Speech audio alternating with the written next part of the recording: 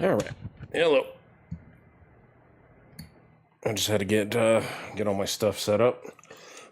I know yesterday was kind of a long day, and it's actually kind of fun. Although I did have a little too much, so yeah, kind of feeling it today. And it's the reason why I'm getting on at my normal time instead of earlier. But yeah, it's all right. I've got my drink with me now, and yeah.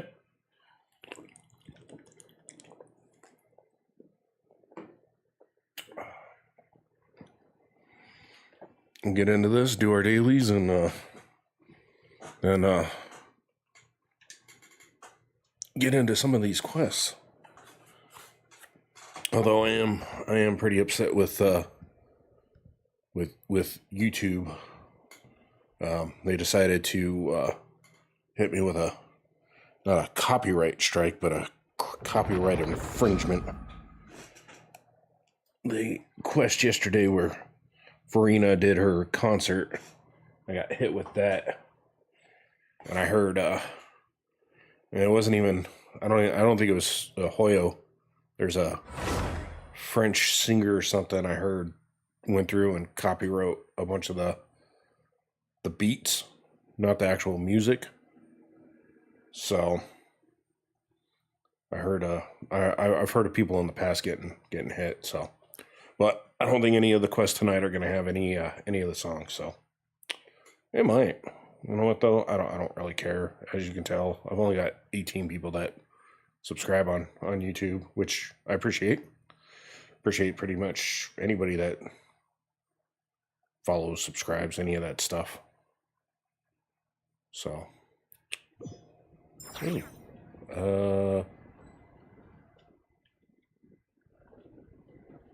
I don't know what that's doing.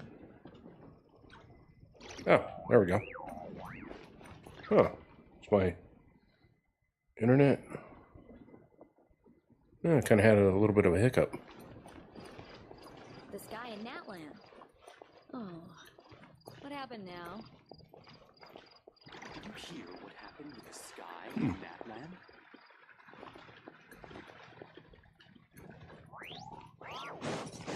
Well, everything seems to be running smooth.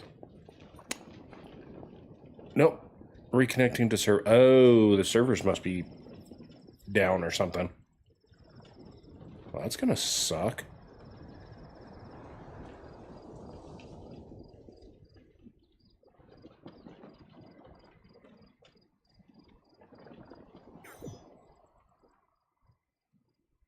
Huh. Okay, well, tonight should be interesting if it's gonna keep doing this.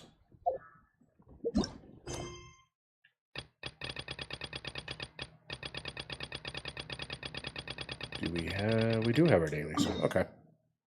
Oh, crap. I don't care for this one.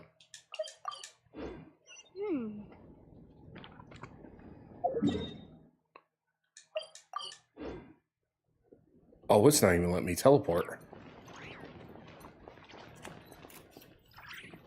Okay.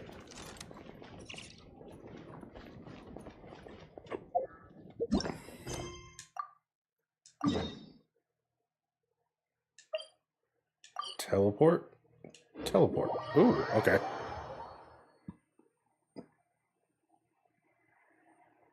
Uh-oh.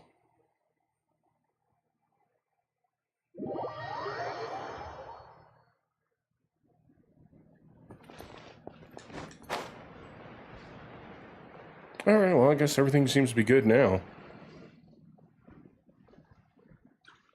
I don't know what the numbers are in the top corner there. Anything the knights can do for you? But, yeah.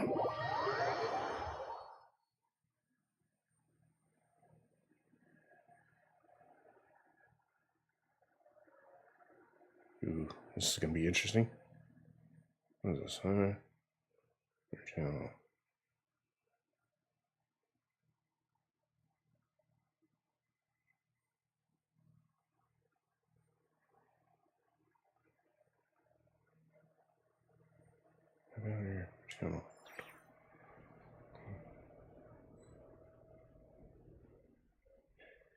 Yeah, it's weird. I think the server's been going bad because it glitched out on me a couple times.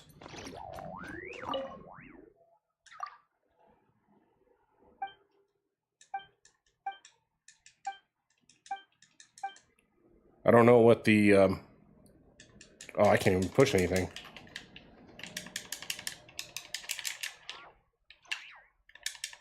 It's stuck.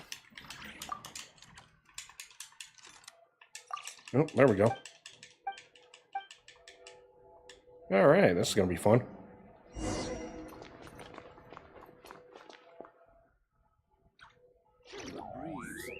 Oh, jeez. Yeah, one time it disconnected from the server and said reconnecting, so... And there was a couple times where I tried to teleport, and it wouldn't let me teleport.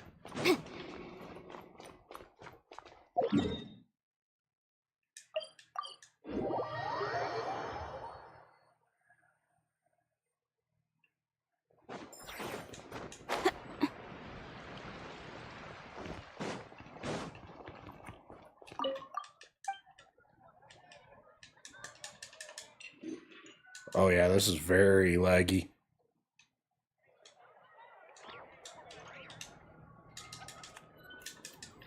I can't even get through this.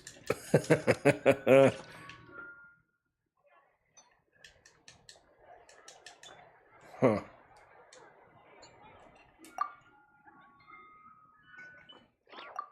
Oh, you can pause it, but... Oh, there we go.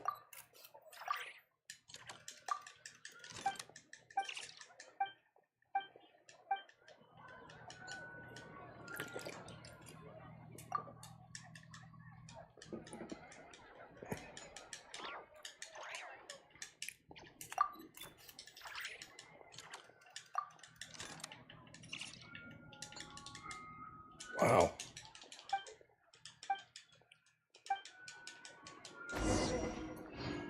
Let me see. Hopefully it's just like them doing some kind of update or something.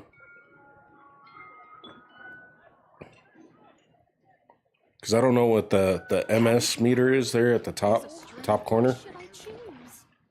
But it was in the 300s before, and now it's in the 70s. Which should be better.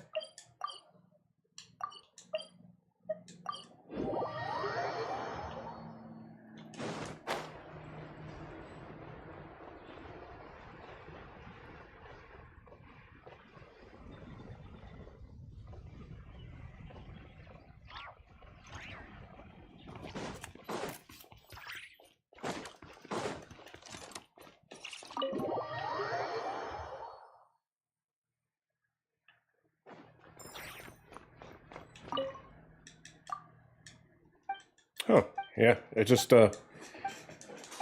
seems like that was just a little glitch. Okay. Oh, if it keeps doing it, then it's gonna keep doing it, so, whatever.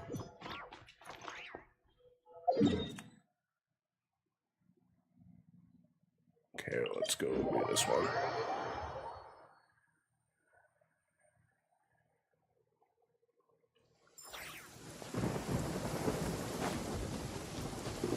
Oh, I'm gonna get struck by lightning climbing this.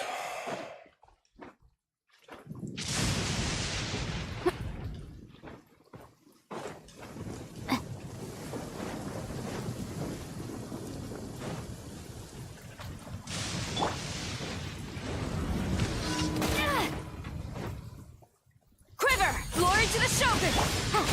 Motion to compel! Time for your arraignment! Oh,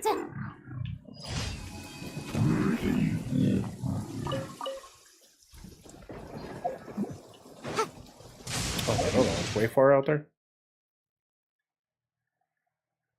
I will go to this one first.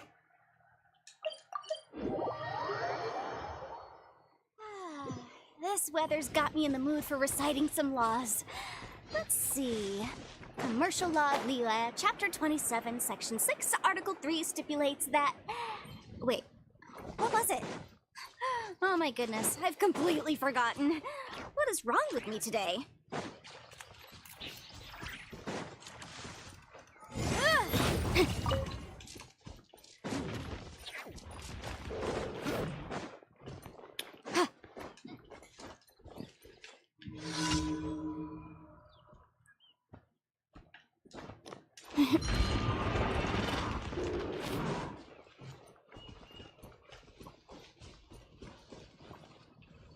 Oh, that's right. For some reason, I got the other quest highlighted.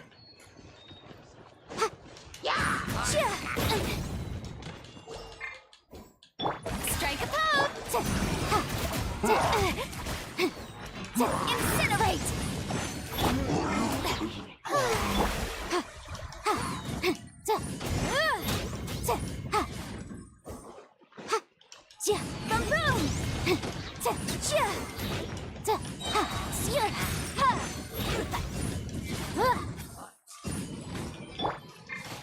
You're in for a little shock.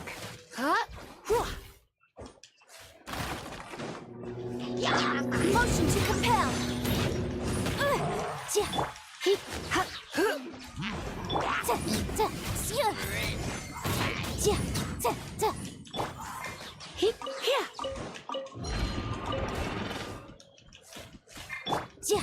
Incinerate.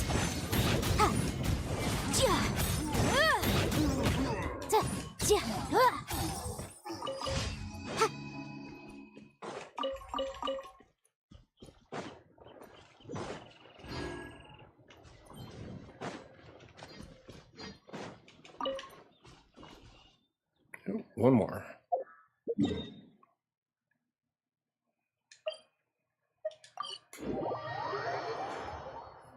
What the? What kind of injurious one?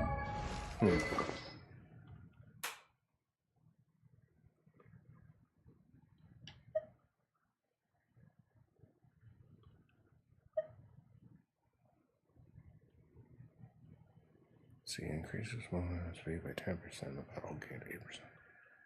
4 seconds pass last after 4 characters fall.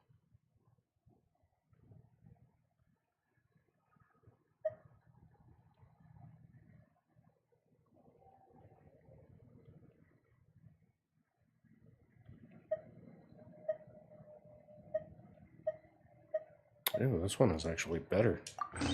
Okay, we gotta switch back over. I thought that 5-star was better. Cold. Achoo!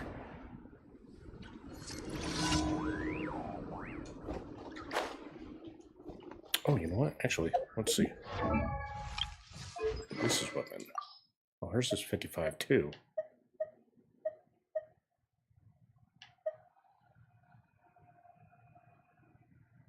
Alright, oh, never mind.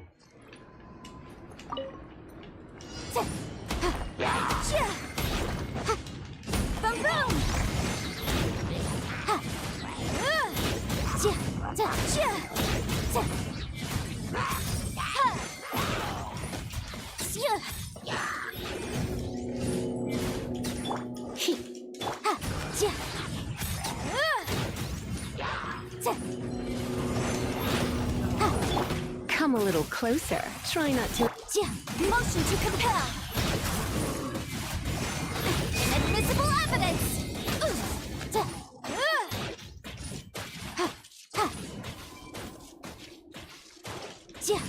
Incinerate.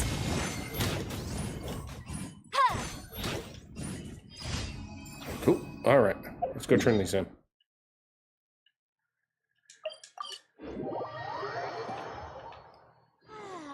This weather's got me in the mood for reciting some laws. Let's see. Commercial Law of Leela, Chapter 27, Section 6, Article 3, stipulate... Add astro. Thank you for Check something real quick.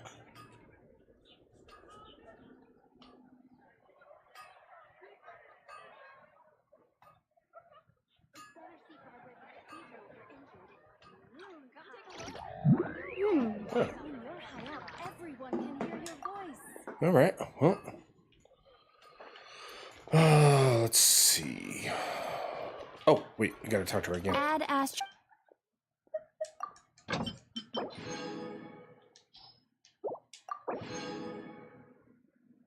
Dispatch again. There we go.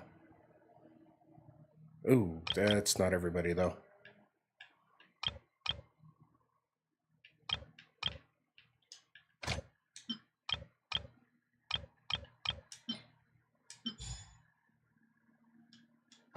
All right.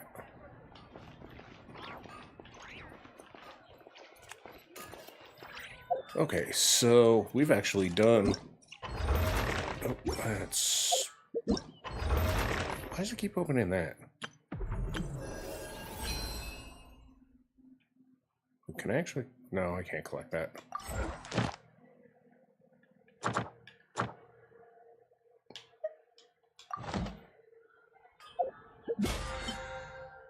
Yeah, we've already. Is it even worth collecting these? I mean, can't really do anything with them because I've got everything all maxed out. So, oh, the one thing I need to do though is actually go into here because we need to craft some stuff since Monday starts fresh. We have put in. Actually, if it does, I'm not too sure if it does or not because I think whenever they roll over again, it doesn't reactivate until Wednesday. So.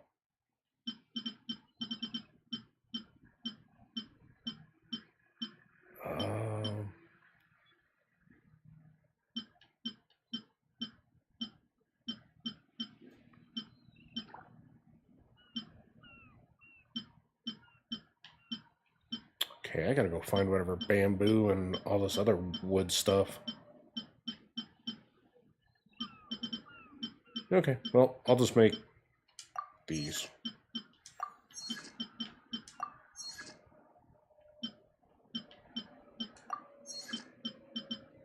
Hot springs, and then just a couple tables. There we go. Sweet.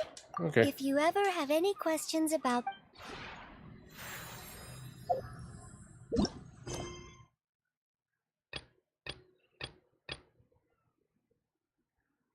Oh.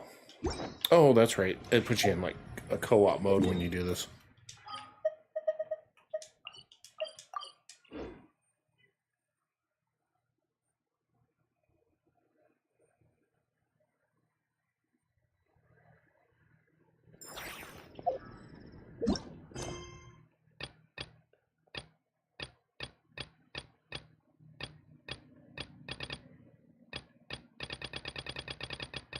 What is that thing?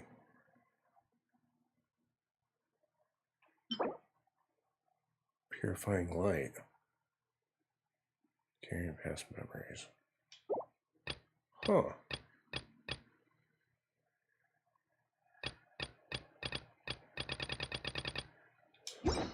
Well, let's... Oh. Open. Oh, is this when I go and talk to all the different people?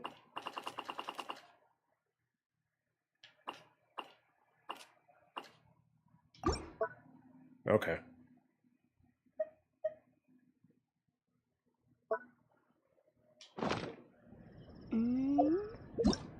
Alright, let's just start whatever quest we can do and then just get into that. When they talk about tonight. Okay, well, I guess they're going to talk about tonight.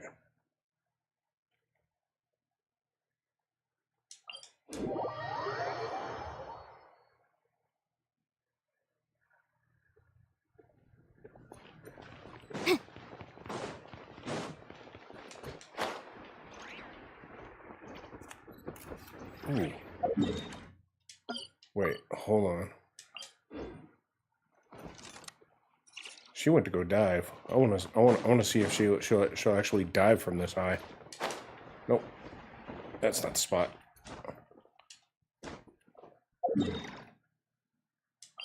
I'm probably not going to be able to do it again. I'll try one more time. If it doesn't do it, then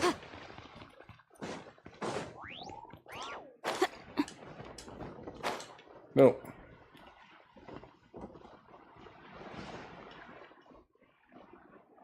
I actually want to see if she died from that height. By the way, we really are just going to talk, right? Of course. I wouldn't do anything to one of my business partners, especially when a reasonable conversation should suffice.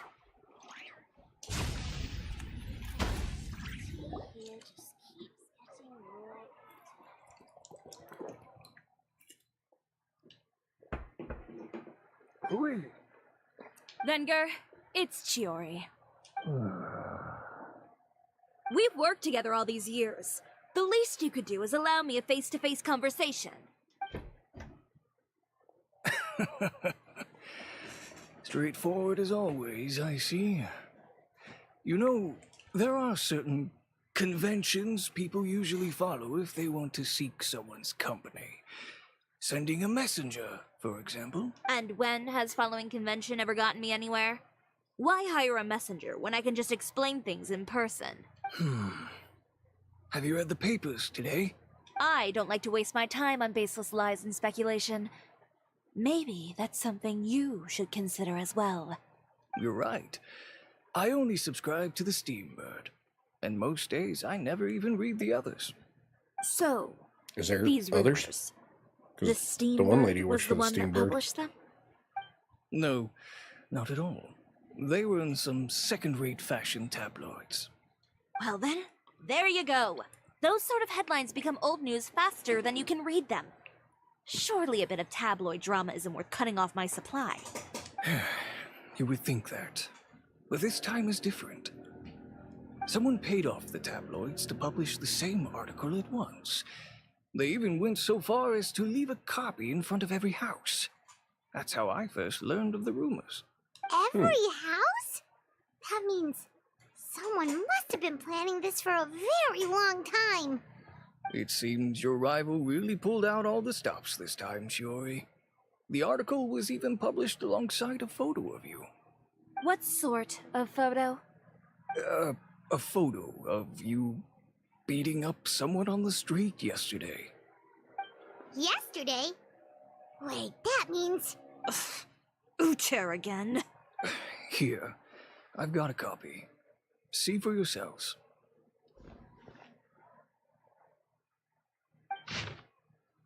Okay, I'm not reading Behind the that. scenes, the true Chioria boutique takes shape. Not a fashion house, but a house of lies.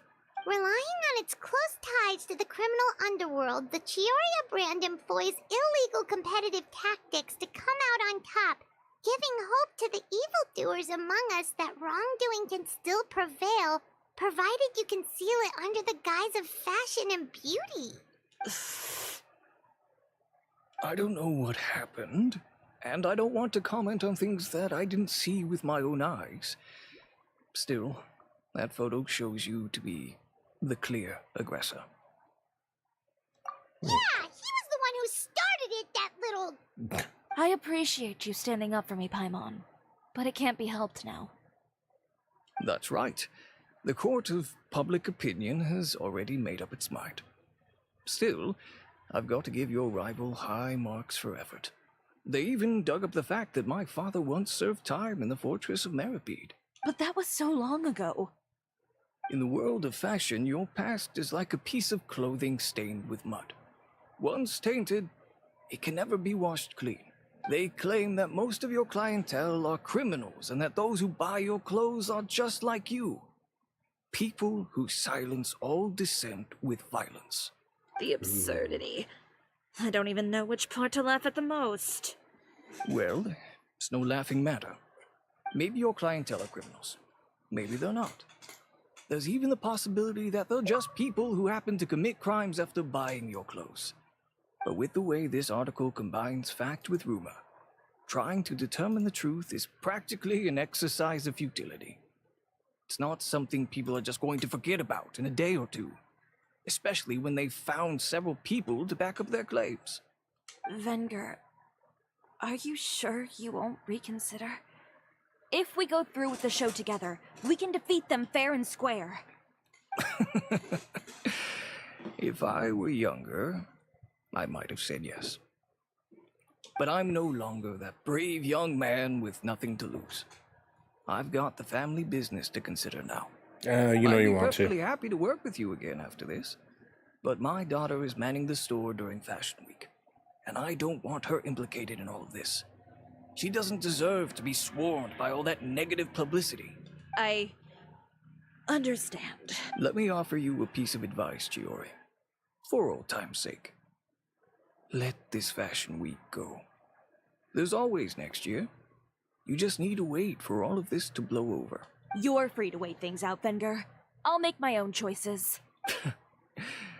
Have you ever thought maybe that attitude of yours is what's gotten you into all this trouble? Have you ever thought maybe this attitude of mine is precisely what paved the way for my success? Well, fair enough. Then I suppose all there's left to say is best of luck. As for the models, none of them wanted to be implicated in all of this either. Understood. Take care. Okay, well, that was pointless.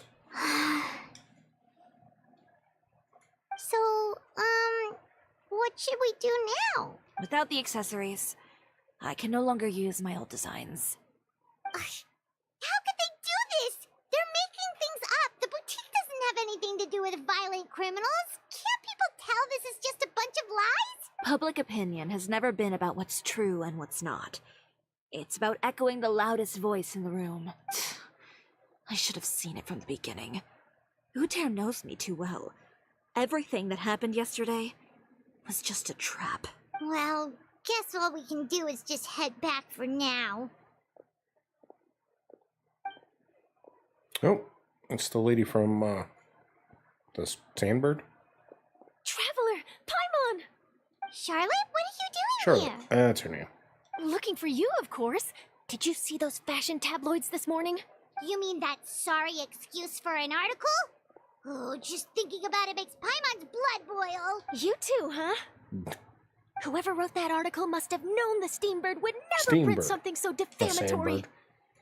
Unfortunately, not all papers in Fontaine share our same sense of journalistic integrity.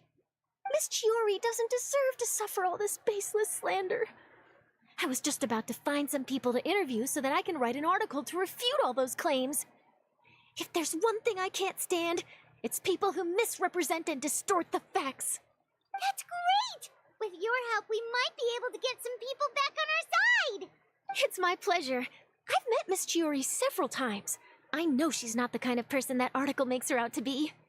She was the one who made the hat and tie for my camera, Monsieur Verite. Speaking of Miss Chiori, do you know where she went? Alof told me you were all together. She was just here. Maybe she went over there? Let's go check!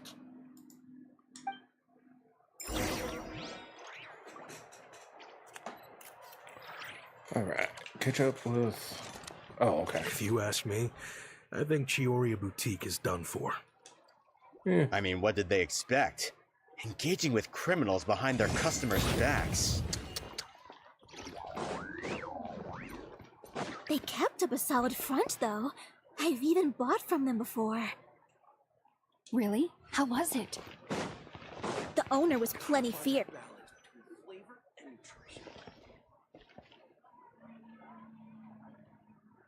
Oh no, we've lost her. Did you hear what all those people were saying? Paimon can't believe they bought all that nonsense. Miss Chiori doesn't often appear in public or give a lot of interviews, so the general public hasn't had a chance to really get to know her. It's also true that her way of dealing with things can be a little extreme sometimes. This is all Uter's fault. Paimon would pick him up and throw him across the room too if she could. Wait a second. You don't think Chiori might have gone looking for him, do you? You know, so she can, finish what she started? That would only make the situation worse for her. I'm sure Miss Chiori knows that too. Yeah, I bet she went looking for him You've anyways. got a point. Let's just return to the boutique and see if she's there then.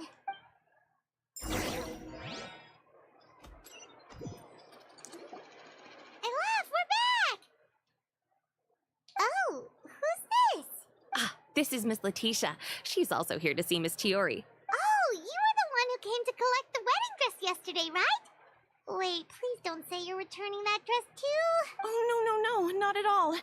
I'm just here to thank her.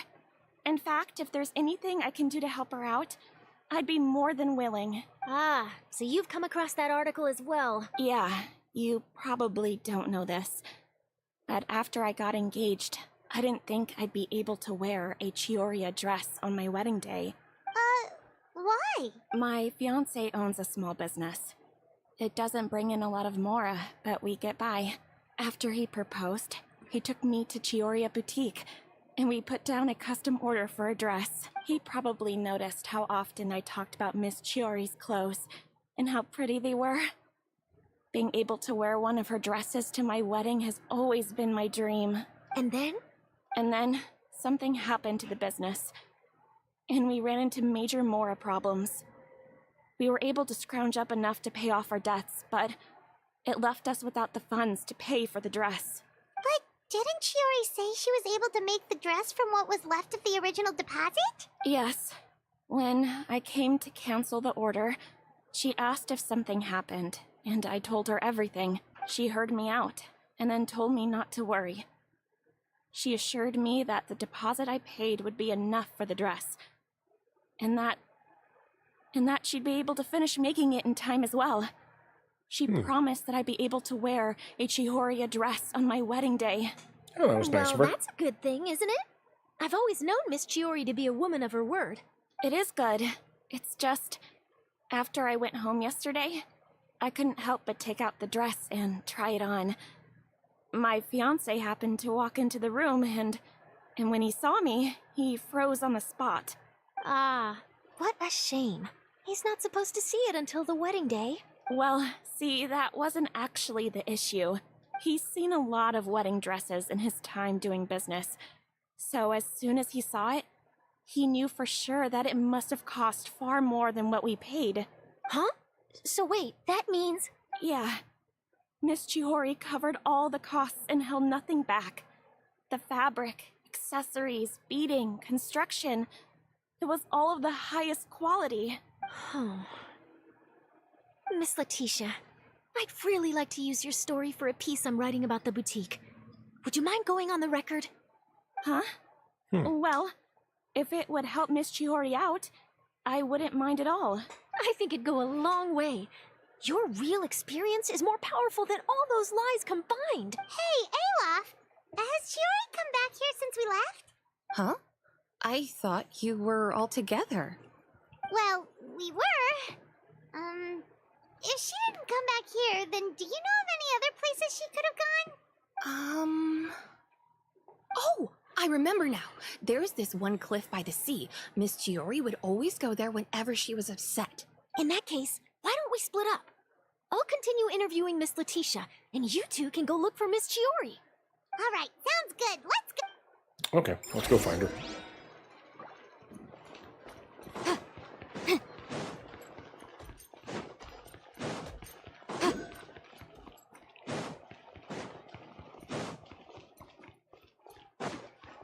Oh, that's still far away.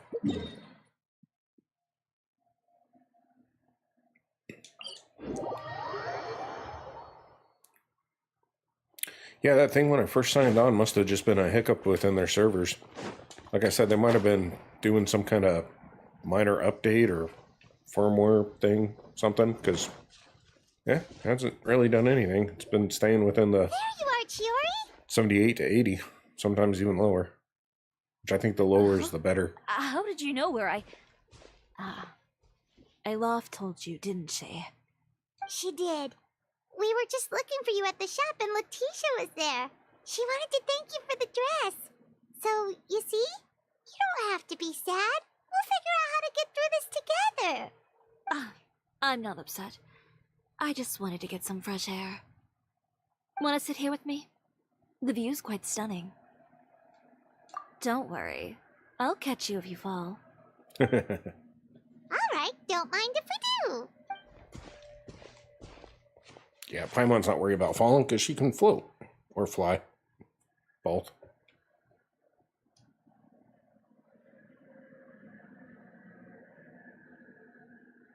Well, How does it feel? This place is pretty great. Right? It's quiet and open, and far from the relentless critique from fashion commentators and the media. It's just you and the beautiful scenery. Yeah, it's important to take yourself out of that kind of stressful environment every once in a while. I didn't grow up in a very strict family. My parents would joke that I grew up to be so assertive because they spoiled me as a child. I would get together with the other children to climb trees and explore caves. One time, I even climbed over the walls of the Kamisato estate. One of the servants had to physically remove me.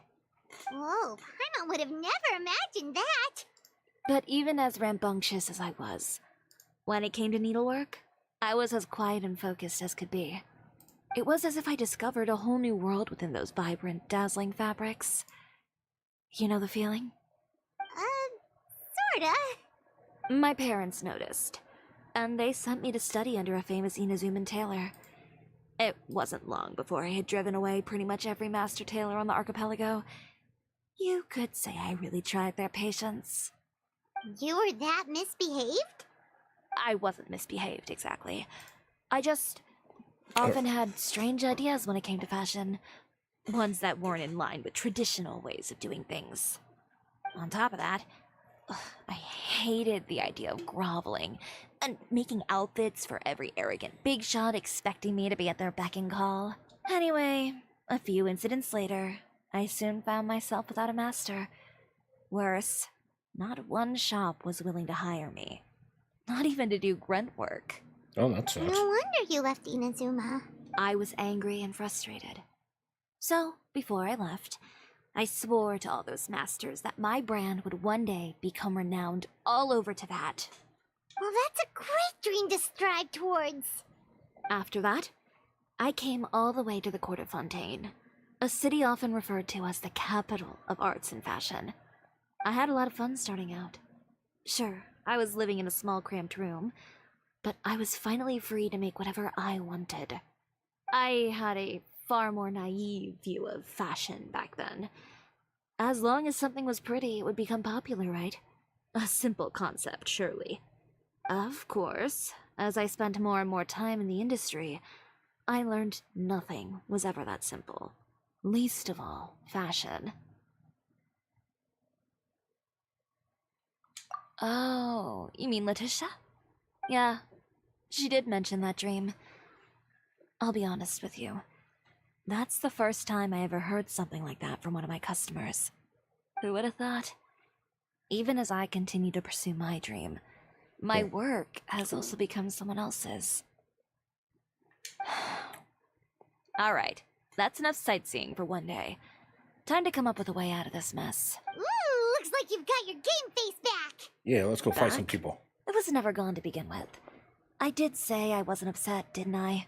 Paimon thinks we should look for evidence that Uter wrote that article, and that he hired those treasure hoarders to attack Kirara. Charlotte's already working on an article to address all those nasty rumors so we can publish all our findings in the Steambird once we're done. I don't like duking it out in the press. But if Charlotte's thrown her hat in the ring, I won't stop her either. I know where Uter's clothing factory is located. It might be a good place to start looking for some evidence. Sounds good. We'll come with. As for Fashion Week, well, there's always next year, right? So there's no need to be too upset. Huh? When did this become an either-or situation? Find incriminating evidence or participate in Fashion Week. I'm doing both. Oh, jeez. But your accessories! Didn't you say your designs were unusable without them? Well, it's true that I haven't quite figured out what to do about that, but to tell you the truth, even here in Fontaine, every time I see the sea, I can't help but remember Inazuma, and the vow I made in front of those masters. Thinking about all that, I just can't bear to take even one step back. The sea. What did you just say, Chiori? The sea. Seashells, coral. I've got it. Got what? Come, let's take a dip, shall we? Oh, Chiori! Wait, hold up! Well, looks like we're gonna have some underwater missions.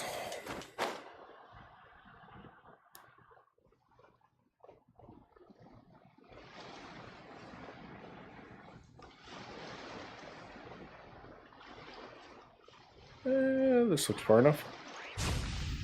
Shiori, why did you just jump into the sea all of a sudden?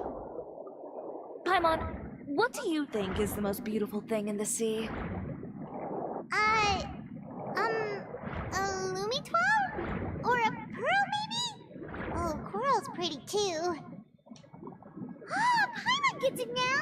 You want to use things like that as the accessories for your designs! Well, now that you hit the nail on the head, help me grab some, would you? Leave it to us! Oh.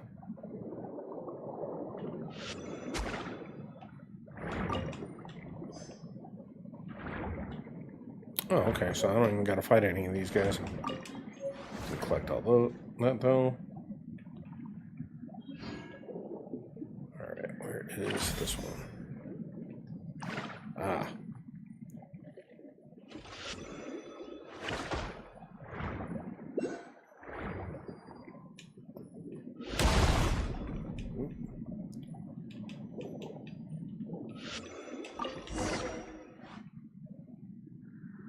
These should be enough, right?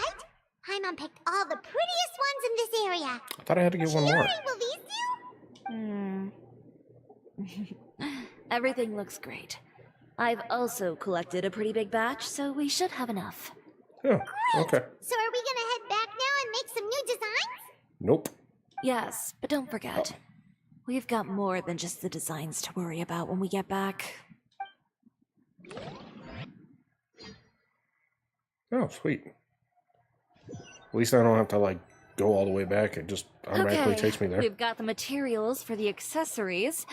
Next, we'll need to use what we have on hand to create some new outfits. You mean we have to start from scratch? Will there be enough time? I should be able to make it, if I skip out on sleep. Oh, Oh jeez. no, skipping out on sleep is not the answer. Wait, how come this conversation is giving Paimon major deja vu? Ganyu? Who's that? A friend of ours who does way too much overtime? Well, anyway, sleep is important. You're not gonna convince Paimon otherwise. Well, I can't argue with you there. One thing's for sure, though. I'm going to do whatever it takes to make it work. All this grit and determination. It reminds me of the first fashion week I ever participated in. What else can we help with? Let me see. I suppose all there's left to do is tear up all the outfits currently on display. You got it! Wait, what? Wait, what did you just say? You heard me. Tear them all up. When I went to that first fashion week, I had no savings to speak of. Just a few dozen yards of fabric and a dream. I had to make something work, so I tore up all the clothes that I brought with me from Inazuma, and I used the scraps to make my entries for the show. I used the larger pieces for the base fabric, and the smaller pieces for accessories. If it worked back then, why not now? We can also repurpose some of the ready-to-use accessories in the shop as well. But you worked so hard on all these outfits! I know. That's why I refuse to let it all go to waste. I'm not going to let them win, even if it takes everything I've ever made and more. Okay, then. Here goes nothing. No need to be nervous. I won't hold it against you. Of course, if anyone dared to tear up one of my dresses in front of me on a normal day, I'd probably toss them into the sewer. Just this once, though. I think I can make an exception. Go ahead and tear them up. Think of it as a good way to vent your emotions.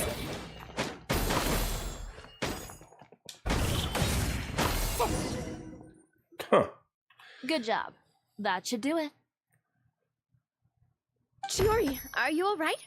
Sorry for taking so long. I got caught up and... Whoa. What happened to your shop? Who did this? Those monsters. Slandering you in the papers wasn't enough for them, was it? They even sent people to wreck your shop. Give me their names. Since they're all too eager to tear up other people's clothes, I think it's about time the Spina di Rosula return the favor. Maybe you should calm down a bit first, 'cause you see, What is this? Oh, A soap jeez. opera? I was the one who asked the traveler to tear up the outfits. We need all the fabric and accessories we can get. Oh, so that's what happened. I guess I got a bit ahead of myself just now. Back to what you were doing, everyone. You can all just pretend like I didn't say anything. Navia sure is scary when she's angry. If You've there's never really one thing seemed I that can't angry. stand, it's a false accusation. No one's gonna orchestrate some conspiracy to take down one of my friends and get away with it. You and Chiori are really close. Of course! Everyone knows that Chiori makes the most gorgeous outfits in town. All of the Spina di Rosula's formal wear is custom tailored here. Now, if only you'd give me the contract for your uniforms as well. As if you'd enjoy designing something as boring and formulaic as a uniform. That's why I didn't ask you in the first place. Plus, with how much your intel has helped us out in the past, to the Spina, you're more of an intelligence agency than a fashion boutique. If I had it my way, it would be the other way around. Anyway, we both know why I'm here. Tell me, how can the Spina be of service to you? If it's not too much trouble, can I borrow some skilled hands to help with some simple sewing work? I'll need all the help I can get if I'm going to finish these outfits over the next few days. Oh, no problem. I've got a few of those guys all ready to go. I just knew you wouldn't be intimidated into withdrawing from this year's show. When are you going to get started? I can help with sewing too. Actually, there's something else I'd like to ask of you. Ask away. I'm all ears. Oh, and Traveler and Paimon, could you help me pass word to Linny and Lynette? I'll need their help as well. I'm done with my interview. Has Miss Chiori made it back yet? Oh. What happened to the boutique? Who did this? Give me names. I'll make sure every last one lands a full feature on the front page of the Steambird tomorrow.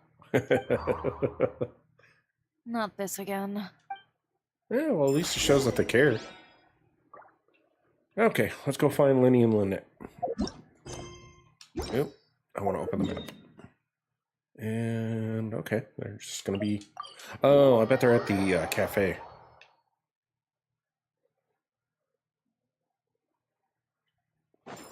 Because just like Paimon, Lynette's always eating. And, nope, they're at their house. I was wrong. But their house is by the cafe, so... Great, you're both here. A moment later, Or the you would coffee have shop. missed us. We read the article in the papers. We were just about to go find Miss Chiori. She helped design a number of our costumes in the past and even sponsored one of our performances. The time has come, it seems, for us to return the favor. Oh, perfect. She was the one who sent us. In that case, I assume that there's something we can do to help. Just say the word and we'll take care of it. Okay, so it's like this. Is that all we'll need to do? Should be a piece of cake for the two of us. Paimon's glad to hear it. Well then, guess it's about time we go and find some evidence for all the bad stuff Uterra's been doing, right? Chiori said we Wonder if it's shouldn't even disturb her over the Uterra. next couple of days. We It can check in may with not her even be again him. once she's done with all the new designs. But the show's in another 2 days, isn't it? Will she be able to make the deadline? Well, according to her, she wants to first beat Uterra fair and square at the show, and then defeat him in the court of public opinion. She said that it'd be like, A two-pronged approach? Courtesy first, confrontation second. yeah, something like that. Understood. Then we'll have faith in her decision. We'll go make some preparations. See you at the venue in 2 days. All right, we're counting on you. Alright, so now I gotta wait 2 days. Okay, then let's also do as Chiori said and meet up with her at Uterra's factory in 2 days. We'll gather the evidence then. Oh, Paimon sure hopes she won't have a hard time making all those new outfits for the show.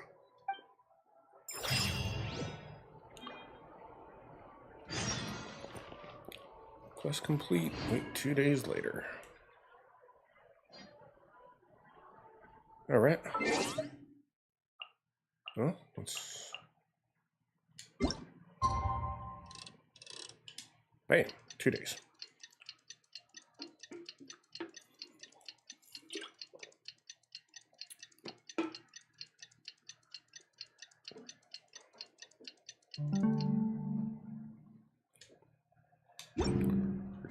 turn.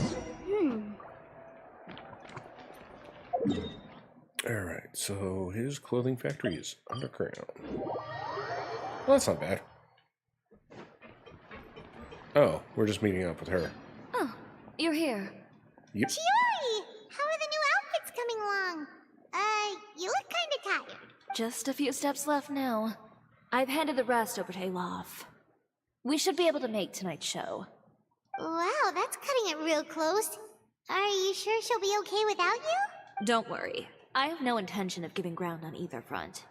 With the fashion show scheduled for tonight, Uter has closed his factory.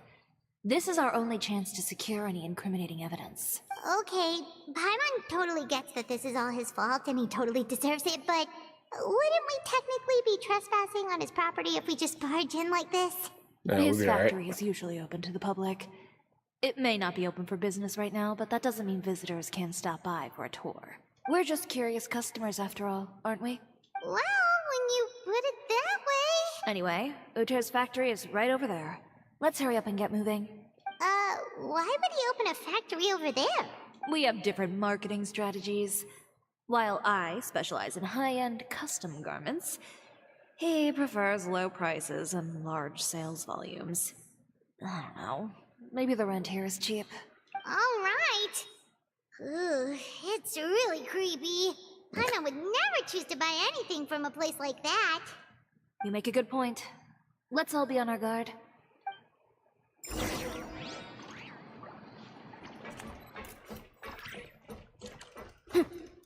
I can't hate on them. That's what I kind of do. All my shirts, I buy 5 packs, 3 packs, depending on whatever sale they're having.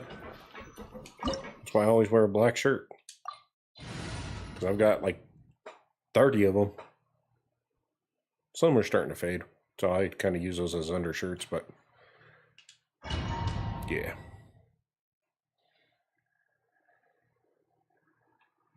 Oh, cool. We get to play as her.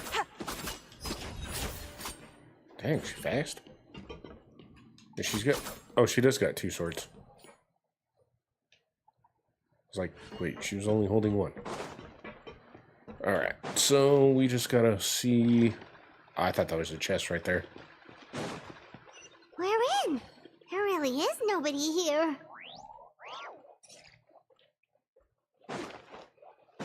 Welcome, dear visitors. Oh, Paimon nearly fell out of the air. What hit that thing? A mechanical guide. They usually use a recorded tape to give you a tour of the factory. Please, follow me, dear guests. Yep, we're just gonna search this blocked off area first. Yep, and I can't go that way. Okay. Alright, Mr. Egg Dude. He kind of looks like a giant egg.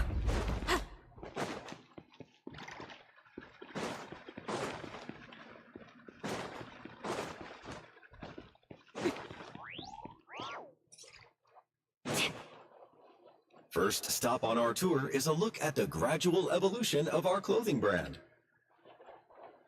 Almost looks like the same suit that she had in her shop. Except for the hat. I like the hat.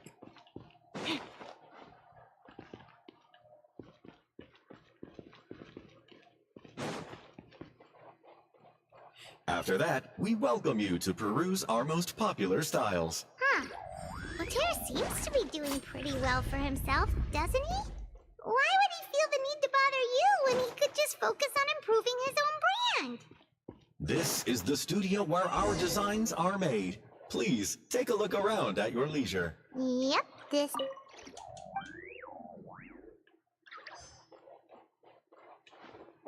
Yep.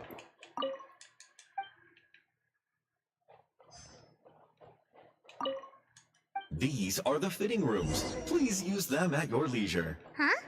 There seems to be something in this fitting room.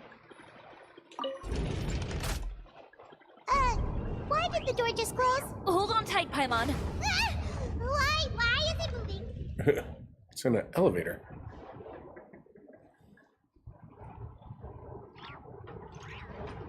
Is it gonna open?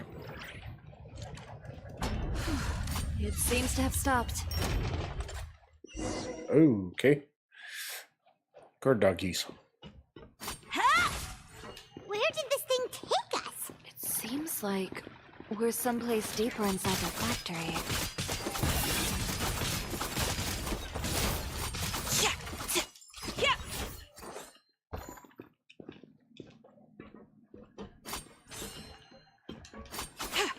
Huh.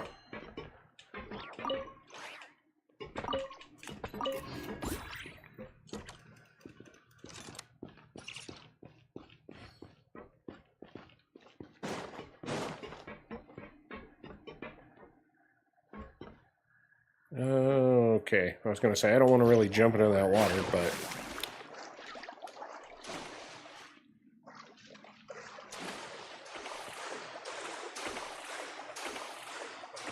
swimming through the muck.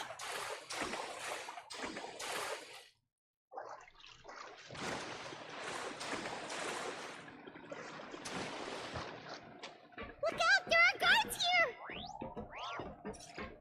There's the chest I was looking for. Lend me a hand. Is that all? Ooh.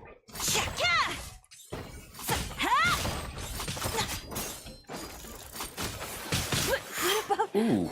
my brand?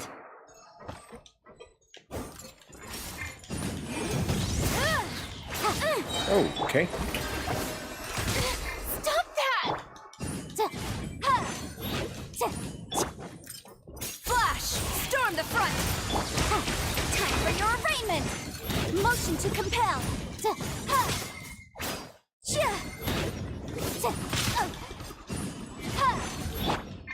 You're in for a little.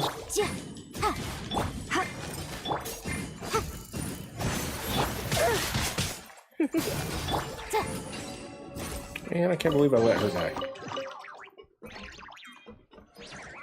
Yeah, maybe she'll come back. I wanted to see what her special was. It's alright.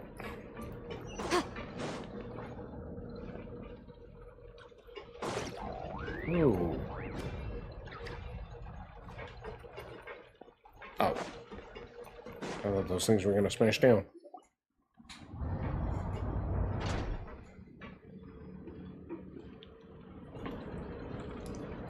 This place is filthy! Are the clothes from Uther's shop seriously made here? Look over there. Ugh! That water looks super nasty! It doesn't look like any different than what we were just swimming I in. can smell the stench from all the way over here! And I was the one using unsafe materials, Uther?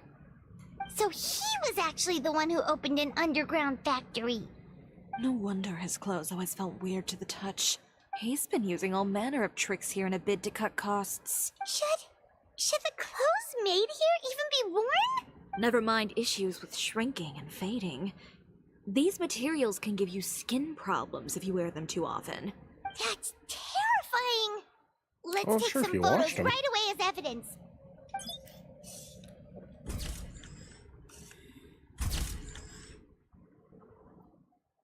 This way he won't be able to try and deny anything in court.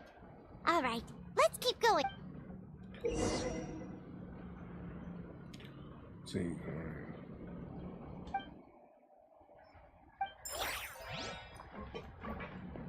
Huh? Doesn't look like there's a path here. Follow me. Let's go up.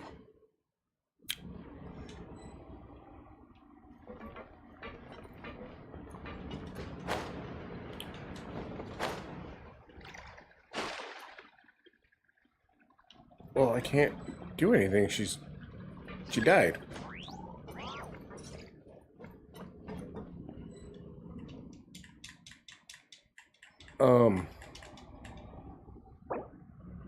Okay, I have to leave because there's no way to bring her back.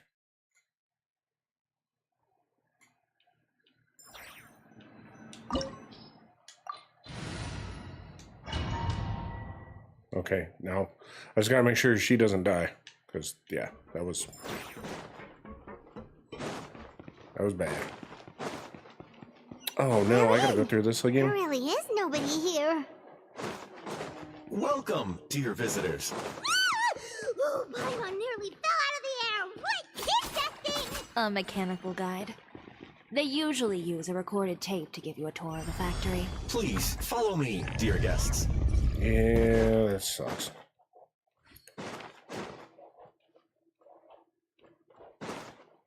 First stop on our tour is a look at the gradual evolution of our clothing brand. Okay. What do we got next? After that, we welcome you to peruse our most popular styles. Huh. Yeah. Terra seems to be doing pretty well for himself, doesn't he? Why would he feel the need to bother you when he could just focus on him? This is the studio. Oop. Oh, there's that third one. These are the fitting rooms. Please use them at your leisure. Huh? There seems to be something in... why did the door just close? Hold on tight, Paimon. Ah! Why is it moving?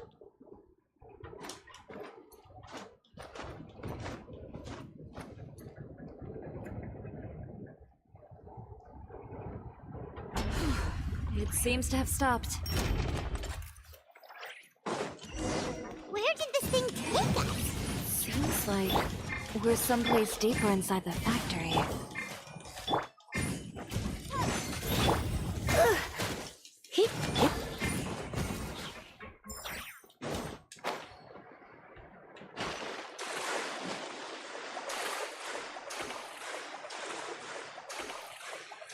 Well, at least I know where to go, so it's not like Look out, there are guards here!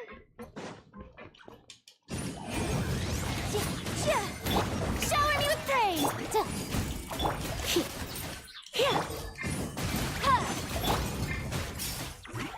Surrender, movie.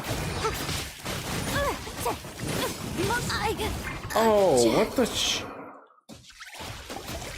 You're ready for a little shock. Come over.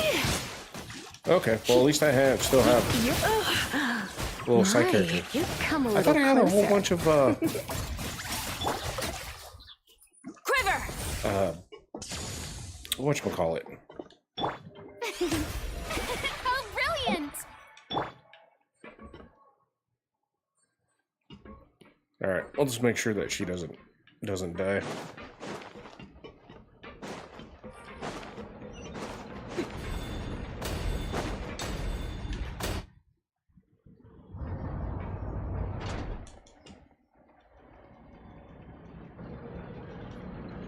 This place is...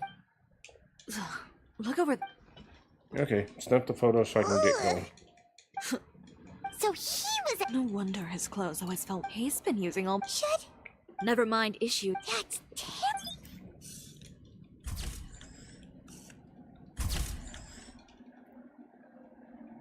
This way he won't be able to try and deny anything in court. Okay, so let's see. Dash and hold aim, adjust the direction. It says after decided direction, let's go. Doesn't look like there's a path here. Follow me. Let's go up. Ah, okay.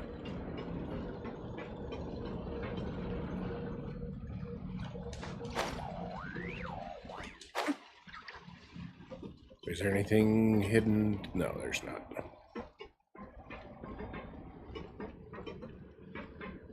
Alright, I just need to keep an eye on my health, because, yeah. If we gotta do that again, that's gonna suck. This place seems like some kind of warehouse. Ugh, and it stinks too. Huh? What's going on? Our way in's been blocked. Seems like he knew we'd be coming. You did say he knew you really well, didn't you? Yes. And that's because we used to be partners. Ooh. You're practically at each other's throats. Now you're telling us you used to work together? When I first came to Fontaine, we were both fledgling designers who longed to gain a foothold in the world of fashion. We shared the same goal, so we decided to work together. In the beginning, We both wanted to make clothes that would stand out from the crowd and shatter tradition. The kind of clothes that would turn heads and leave people in awe.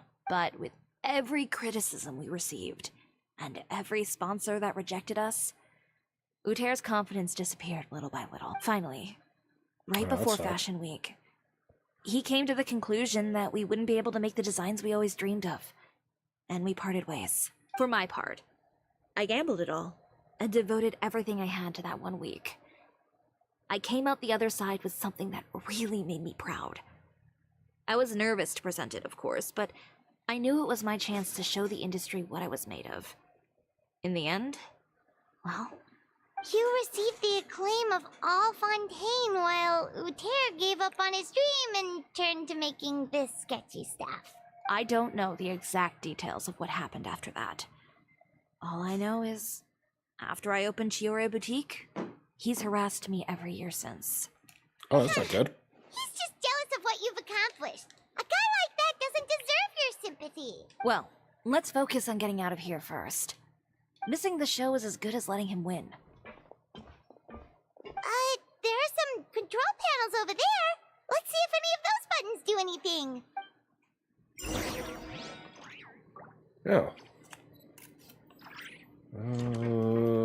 Should we just start from the left and work to the right? Actually, let's do this. Begins. Let's kind of get everybody's health back up, because I'm not sure who we're going to have to fight or when we're going to have to fight.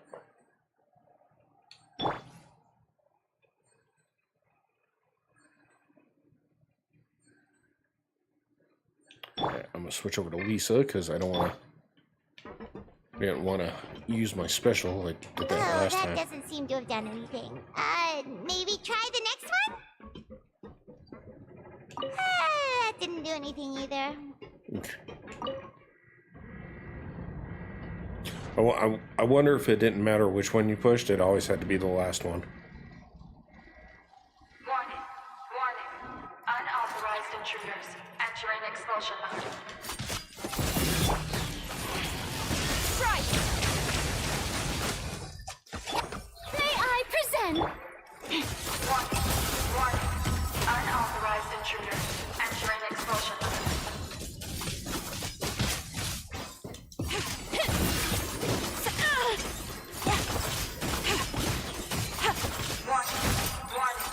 Unauthorized intruders entering expulsion mode.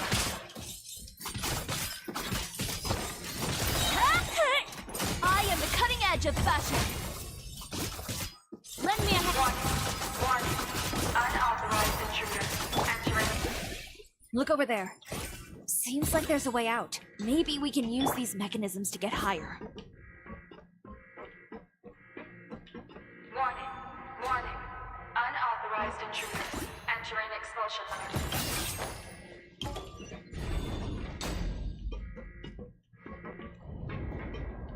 Oh, yeah.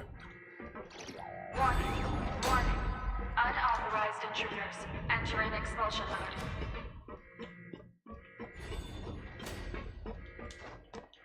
Good thing this ain't like a self-destruct thing. Warning. Unauthorized intruders entering expulsion mode.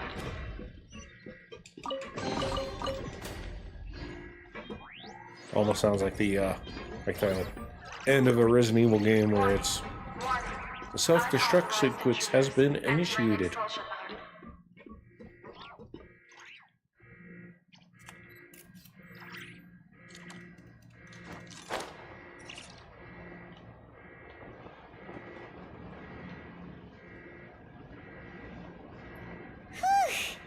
We finally made it out. Why does it feel like the movement patterns of those mechs have changed? Warning. Unauthorized intruders initiating shutdown procedure. Oh.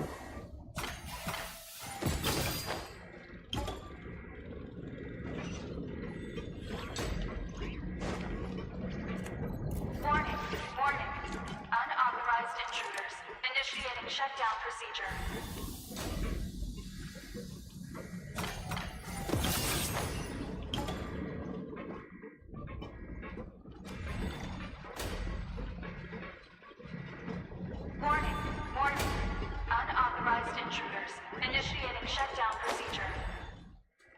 Okay, just as long as I don't get smashed.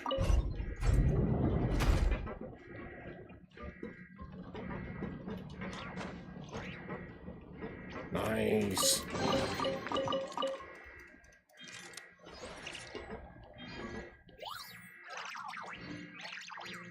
Okay, looks like we're diving in the muck.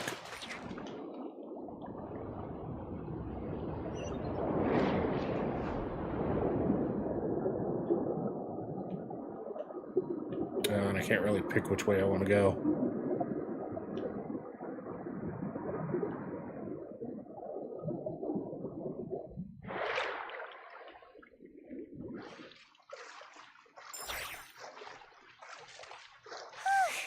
We're finally out of that stinky place. Let's take this evidence and get out of here.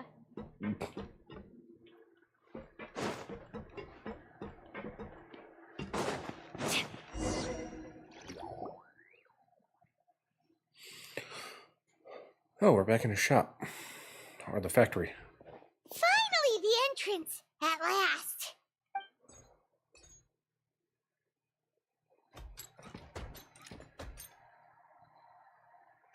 Alright, one more battle. Oh, those chambers couldn't hold you, I see. What a surprise. We've collected a bunch of evidence on all the nasty stuff happening at your factory. You're not getting away this time, Uter. The evidence on your person, you mean? What makes you think I have any intention of letting it get past these walls? Ooh.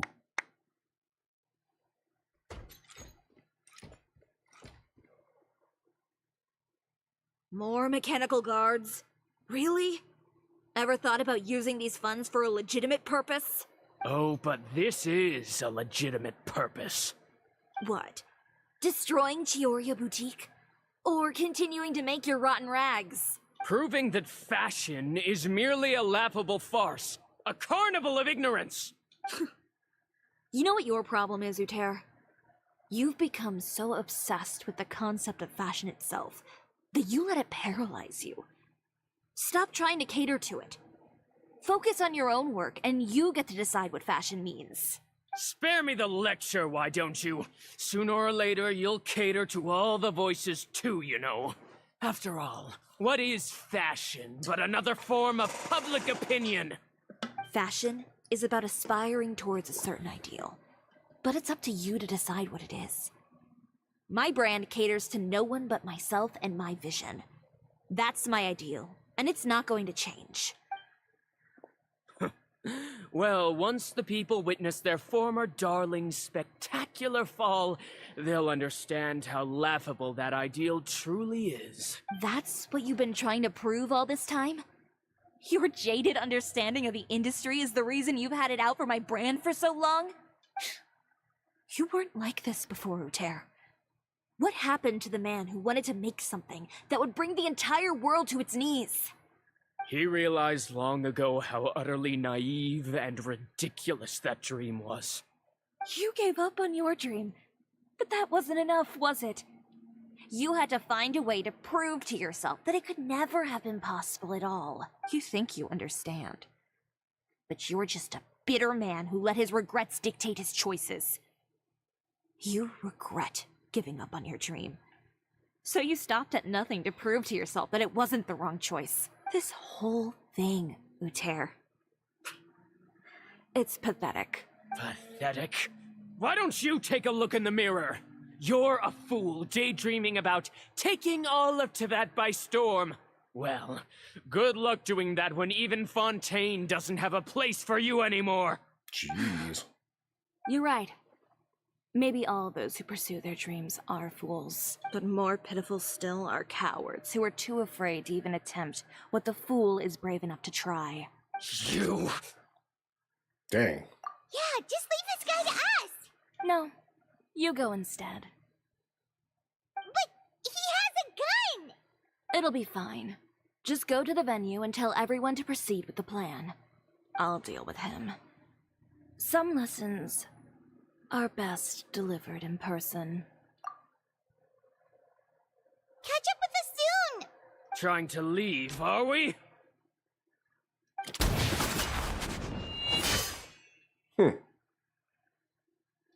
I've held back all this time because of our past partnership, Uter.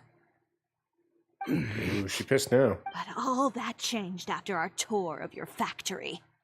Still trying to talk tough, I see. No matter what you've been through, no matter why you've become like this, if I may borrow the words of a friend, a guy like you doesn't deserve my sympathy.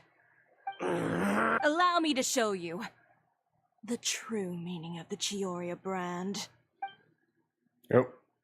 I'm still gonna have to fight. The Chioria brand represents more than a person or a trademark. It's a way of life. Greetings, friends at Fontaine Fashion Week. Please feast your eyes on the extravaganza that Chioria Boutique has prepared for you today. Oh.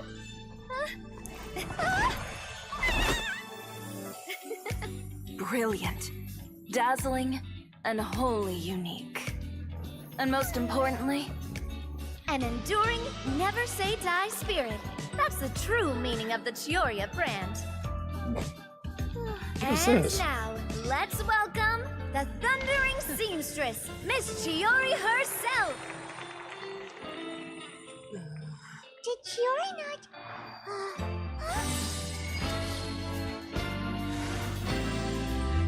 Wait, so basically you just kind of jumped right into the fashion show? Over here, please. Let the show begin. Yeah, The world I'm may confused. fashion along with it. But Chioria will remain the same. Huh. No challenge is too great. Chioria caters to no one. Not even the times. Alright. Well, Chioria will always I don't lead the know. fashion of our time.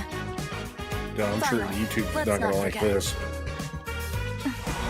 Like I said yesterday, I got popped on my video for them doing the little concert thing with Fiore. Only Or those Farina, who do not not give Fiore, up on their Farina. dreams are worthy of this brand. But screw Well it. then, I suppose all that's left to say is, Happy Fashion Week, fellow dreamers. Huh.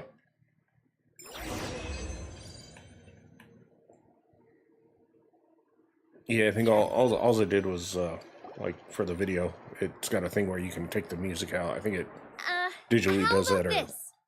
A little AI more to the generates left. it out. Like this? Perfect. Phew. Oh, that looks great! Miss Chiori, can I take a picture? No. Of course. I didn't know you'd make a brand new signboard. So how did we escape? I made it before Fashion Week. I figured it'd be best to put it up after the success of the show. Well, how can you become renowned through all of Tevat without a fancy And what signboard happened of to your own? Uter? The scene Uter. is way ahead of you in that regard. Now that you mention it, perhaps our magic troupe could use one of those. Our signatures are the Grinmalkin cat and the Boggle cat box. Oh, and we need to add Pear as well. Pear would need an alias, of course. How about... the Hangry Bird.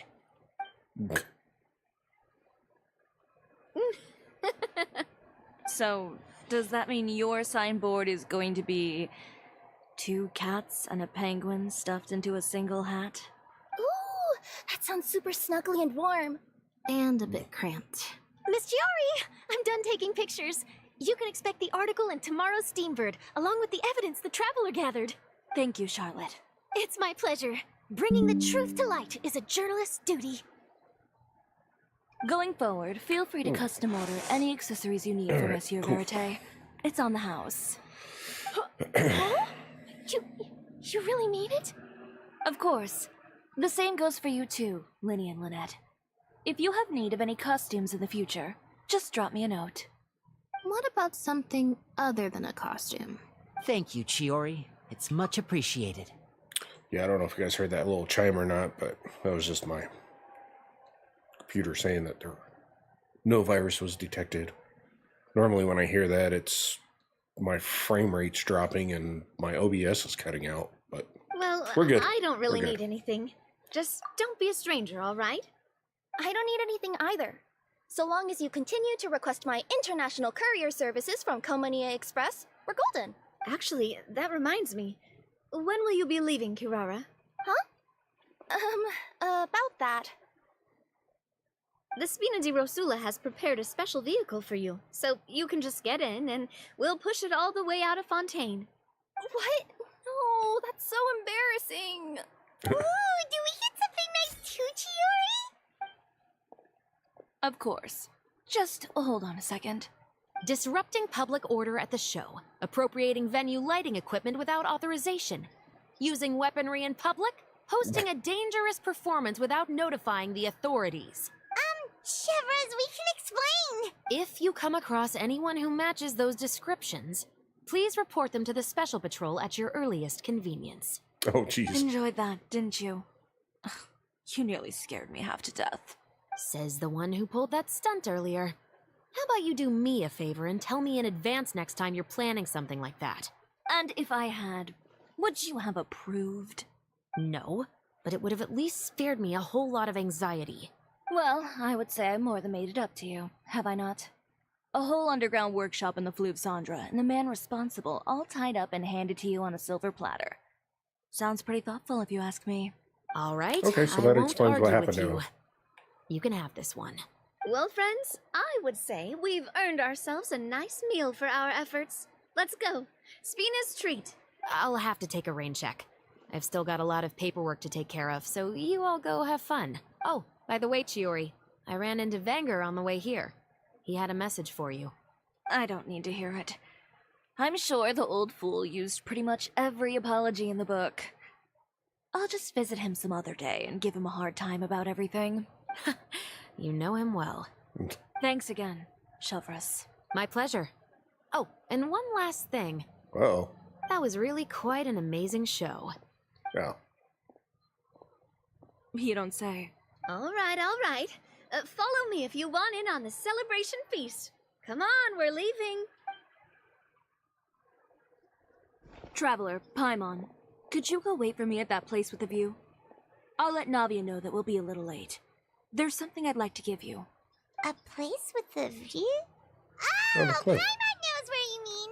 Perfect. I'll be right.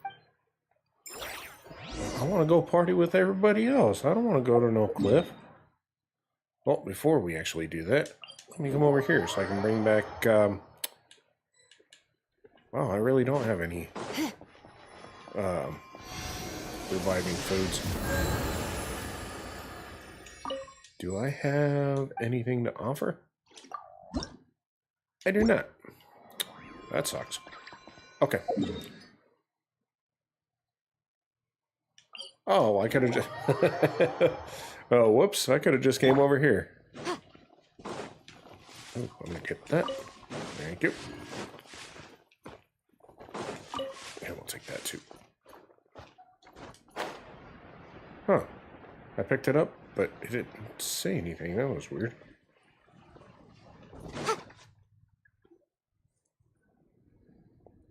Sorry to keep you waiting. Oh, we didn't wait long at all. But what did you want to give us that you couldn't share right in front of everyone else? Here, take this. Oh, wow. A brooch! And in the style of Chioria Boutique, too! Wait, Paimon gets one as well? Oh. I've only made 2 for now. After much consideration, I decided to give them to you two. You've been a great help. Even when things were looking bleak, you stayed by my side. There were even times when I felt like I had to fight back and win. Even if it was just to honor the trust that you had in me. Well, we may have helped a little, but Paimon would say you deserve most of the credit. This result, it was all you, Chiori. I know for certain that was not the case. I've chased my dream for so long that I've come to understand something. Apart from conviction and persistence, the thing that matters most is having friends who believe in you even when you don't believe in yourself. A single person can only do so much. Without all your help, Chioria Boutique could have easily fallen to ruin. Well, Paimon doesn't think it would have ever gotten to that point. Not if you had anything to say about it. But the show. You aren't worried it'll rub some people the wrong way? Perhaps my words were a little pretentious, but they do reflect how I truly feel. I won't bow or scrape before any force in this world, much less any individual. I'm confident in the quality of my work. Create something beautiful, and there will always be people who appreciate it. Well, guess there's nothing to worry about then. Should we go back and join them at the victory feast? Oh, yes, of course. But before that, I'd like to admire the view for just a little while longer. You know, of all the nights I've spent in Fontaine, I'd say this is the loveliest by far. Quest complete.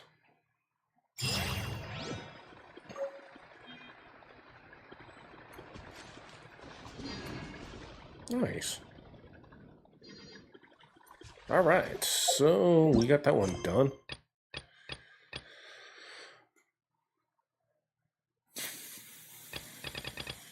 Wow, we got so many left to do too.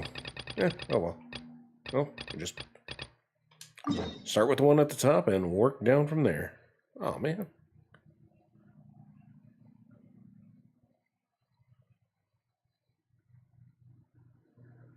Well, guess we get to go unlock that. Let's highlight this.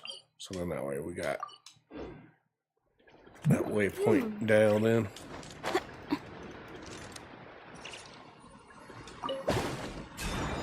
Oh no, don't shoot me that way.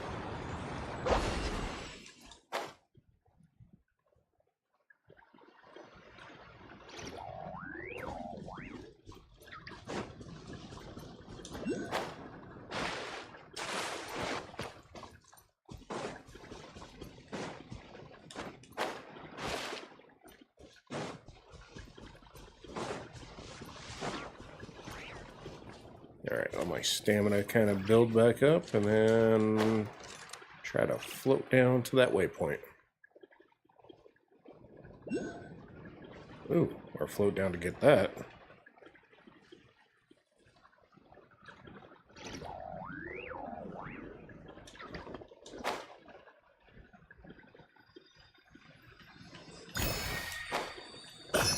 Alright, now off to the waypoint.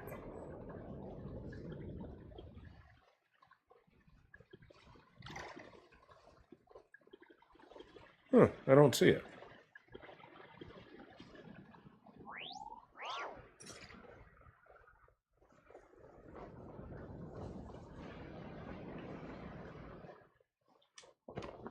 Oh, there it is. And fall back.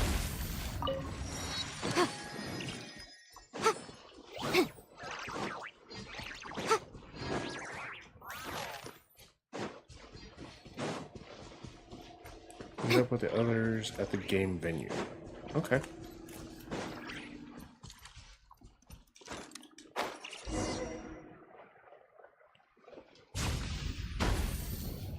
Ooh, fancy.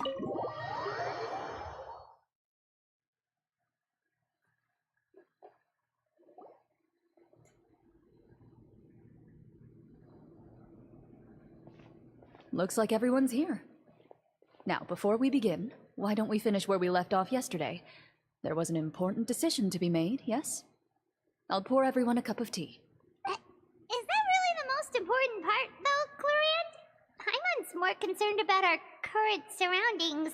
Heavy walls, cold railings, dim lights. This is obviously supposed to be a prison. I admire the work put into the set. Still, it's obvious the scriptwriter has never paid a visit to the fortress of Meripede. So the set is going to be a part of the script?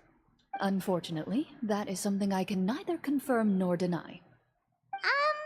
Anyone think Clorand's smile is starting to look kinda scary? Well, whatever happens, we'll just have to push on. But first, we should really figure out what to do with this treasure. If we're worried about arousing suspicion because of our identity, why don't we give ourselves a different name, just like Clorand's master did? Yeah, it might be better to keep a low profile. As long as we're helping people, it doesn't matter who we are or what we're called. Staring at me won't get you anywhere. Or did you want some more tea? Oh, she's obsessed with tea. Paimon's good. Thanks. Why aren't you saying anything, Navia? Wait, what's that next to you? Oh, this is the short sword Cloran mentioned last night. I found it. Huh. I'm surprised you managed to track it down after all this time. Well, I made sure to take good care of it, considering the circumstances in which you gave it to me. Of course I had to keep it safe. Anyway, where were we? Oh, right. I was just thinking about all the potential ways for us to break out of prison. We could dig a tunnel, or try to bribe the guards. Wait, we haven't been thrown into prison yet, have we? Well, it's only a matter of time. It pays to be prepared. Just like how you should always have an umbrella on hand, even when it's sunny. Alright, Paimon's made up her mind. Let's just give the treasure away. Paimon may have wanted to keep it, but if it's going to land us in prison somehow, Paimon will be too upset to enjoy her snacks. So, you reached an agreement? All right then, we can continue with the story. Oh, and we'll collect all the scattered pieces of treasure on the ground as well. All right. You collect the treasure and make your way back to the capital with your bag of loot in hand.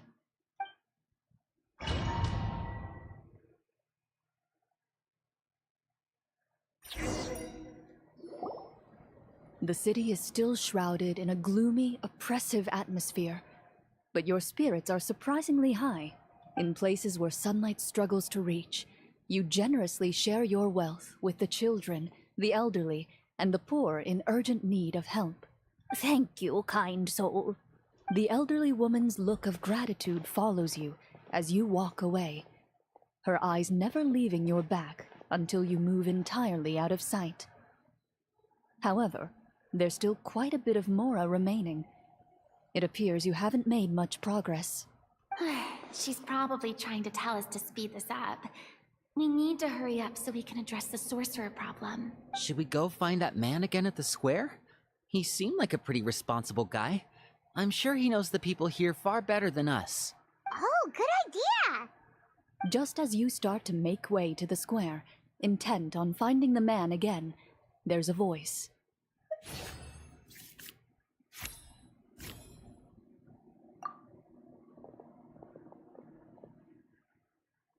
Please wait, distinguished guests. Several strange guards suddenly call out to you.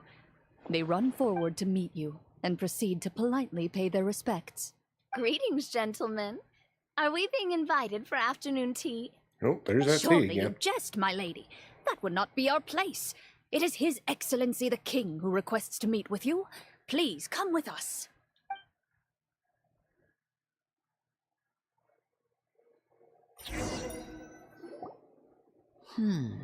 Do you think this could be a trap?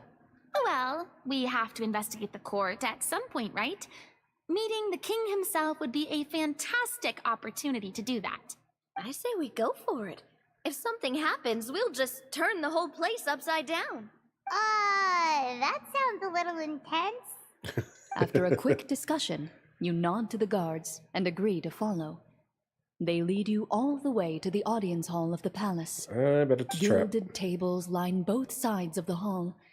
The space itself is adorned with all manner of expensive antiques, glass shelves, and silver candlesticks. The items appear quite ordinary in size and dimension, yet their presence somehow makes the emptiness of the hall feel even more surreal and ominous. Wow, it's so luxurious! The elderly king, clad in a magnificent robe, sits upon the deep crimson throne before you. He wears above his head a majestic crown, with a gemstone the size of a bird's egg set right at the very front. As you observe it, you see a complex pattern of light reflect off its surface. They're here, Your Majesty. A man dressed in dark clothes, likely a minister, shields his mouth with his hands and bends down to whisper a few words to the king. After a moment, he lowers his hands and stands back up. His gaze shifts to fixate on your group, but he does not move from his place at the king's side. The king does not appear entirely aware of his surroundings. The man by his side, though, we should keep a close eye on him. The king remains still and says nothing. The minister is the one who speaks. Esteemed guests, allow me to thank you for coming to our faraway kingdom. Unfortunately, His Majesty the King finds himself quite exhausted from work. So please allow me, his Prime Minister, to welcome you in his stead. I've heard tell that your group, the Marechaussee Hunters, used your exceptional ability with the sword to repel the monsters near the capital. Such a great deed deserves to be rewarded. However, seeing that I was not fortunate enough to observe such a feat with my own eyes, you'll forgive me for seeking to verify the truth by speaking to you myself. Well, we've got nothing to hide. You brought us here to talk, right? So we'll just explain what happened.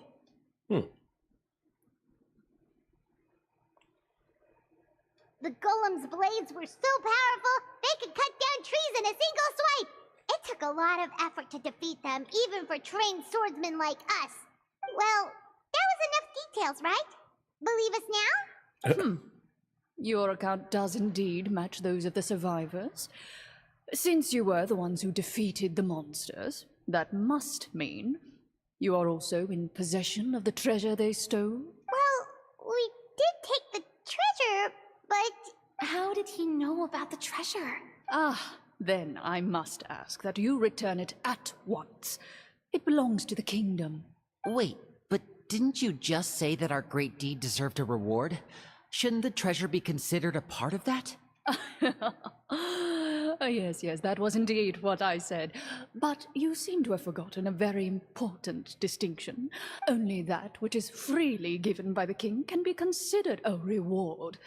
Taking the rightful wealth of a kingdom without said permission, on the other hand, is a crime. But that's completely unreasonable. Yeah, that makes no sense! If it weren't for us, the treasure would still be buried underground somewhere! Maybe so, yet the fact remains. You tried to dispose of the treasure without reporting it to the court and without receiving permission, yes? Yep, that character's trying to take the What, treasure. no answer? Surely you're not insinuating that you, a group of legendary Marechaussee hunters, sought to take the treasure for yourselves? Well, what about the king? Is he just gonna let this guy talk for him the whole time? Clad in his magnificent robe, the king remains seated, with his hands resting on either side of the throne. His... Oh, whoops. From the look of things, could the Prime Minister be the evil sorcerer? Sounds like it. Could both the king and the Prime Minister have fallen under the evil sorcerer's control? I would like to observe the number of guards stationed in the hall. The guards in the palace appear fully armed, their expressions solemn.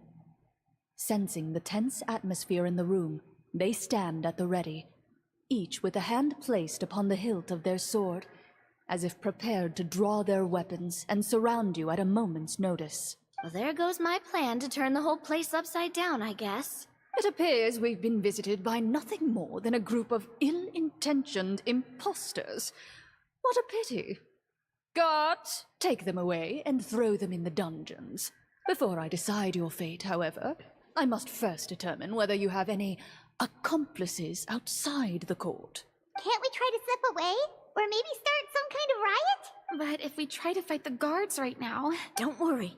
At least we figured out who's behind all this. Let's just play it by ear. If you're scared, Paimon, just hold my hand. Thanks, you guys. You allow yourself to be led away by guards surrounding you on both sides. It's only when you begin to feel drops of water falling from the dungeon ceiling and smell the stench of death and decay all around you that you finally realize you've stepped into a completely different world. Stay here, and don't try anything funny. The guards lock the cell door and leave without looking back. Wait, sir! Your voice echoes through the dark hall, but the only response you receive is the sound of water dripping from the ceiling. No! What should we do now? Carve out a new path of fate with our own two hands, of course. I draw my weapon. You reach toward your waist, but find nothing there.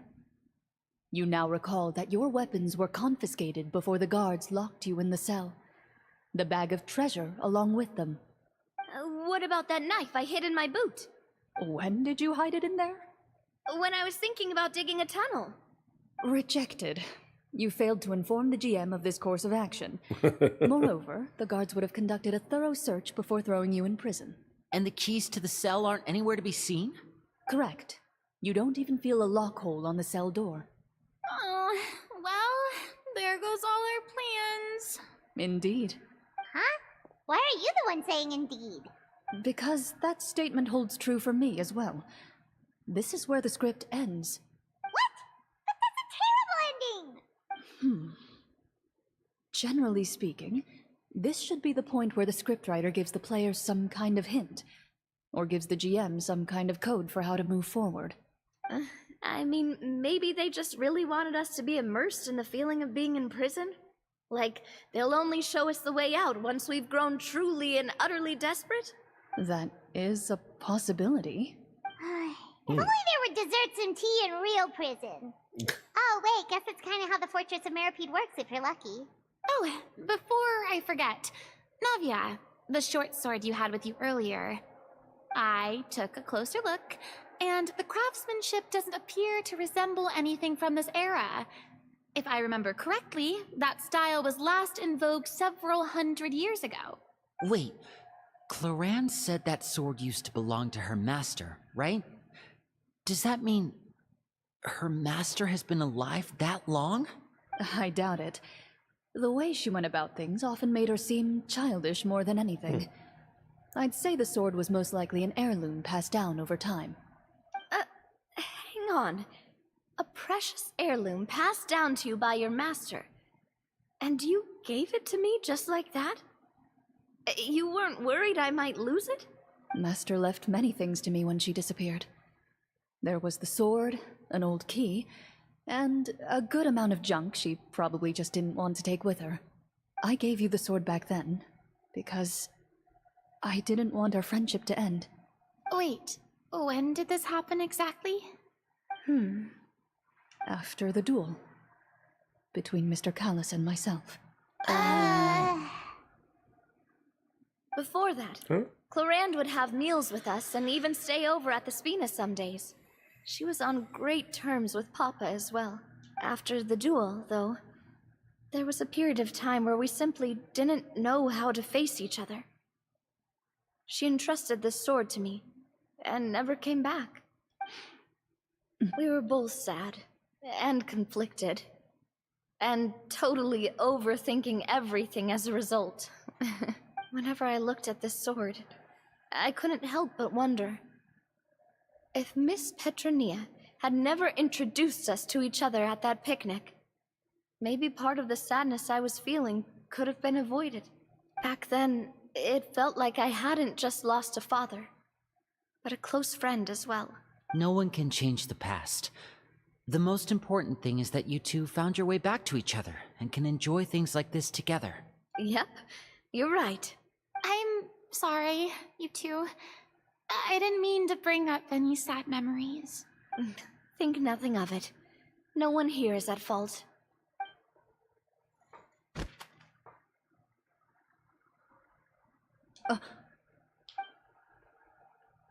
So more pages to the script.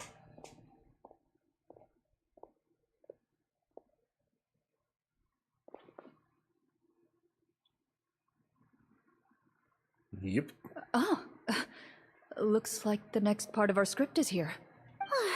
Perfect timing. The situation was really starting to get desperate. And not just because of the prison thing.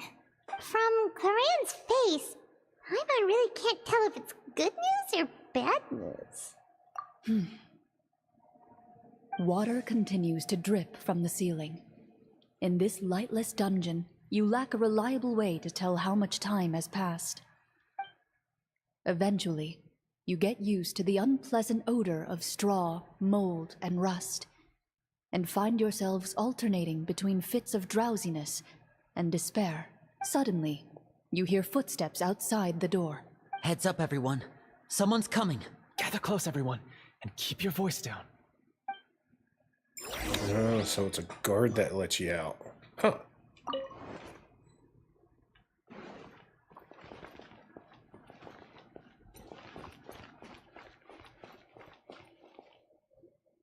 Who are you? I work as a guard in these dungeons, but my true identity is the same as your own. I'm also a Marashose hunter. Huh? Shh. I've already sent away the other guards, but if we make too much noise... I understand, but how can we be sure we can trust you? The king has issued a formal decree. In light of the irrefutable proof of your crime, you're to be executed before tomorrow's sunrise. Oh, that's not If good. you want to escape, it has to be now. Executed? We barely did anything! Monsters appearing at the same location as the treasure. Could this entire thing have been a trap? There will be time for like speculation it. once we're out of here. As for my identity, I have no way to prove that to you just yet. Infiltrating the capital was difficult, and finding a chance to speak with you has taken a lot out of me. I could go on, but I think we can all agree that now is not the time for details.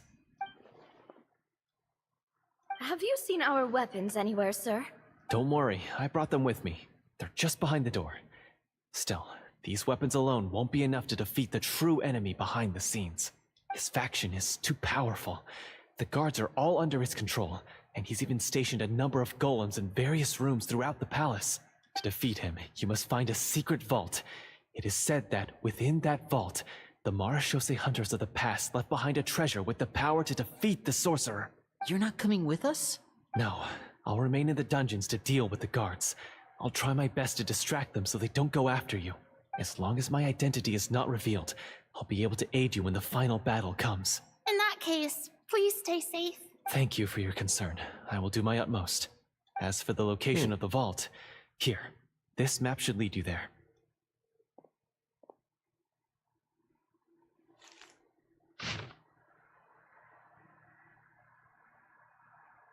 Oh, okay.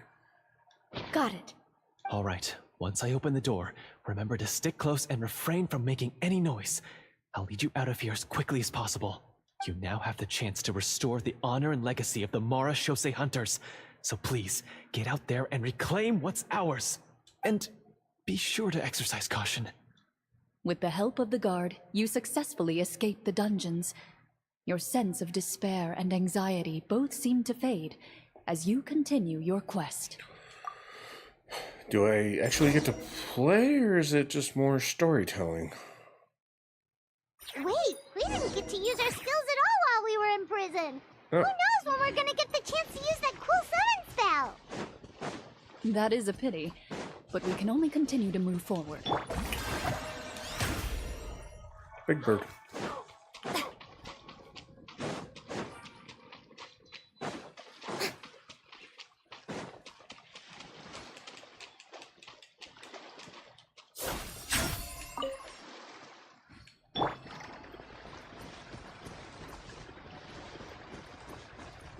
Ah, is that it?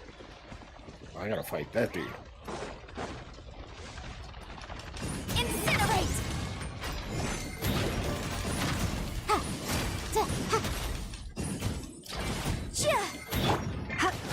You're in for a little shock. Try not to enjoy this too much.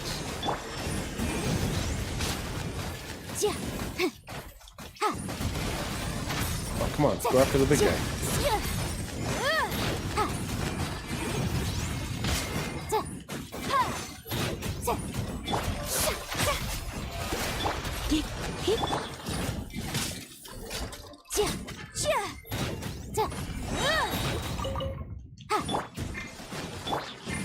Motion to compel.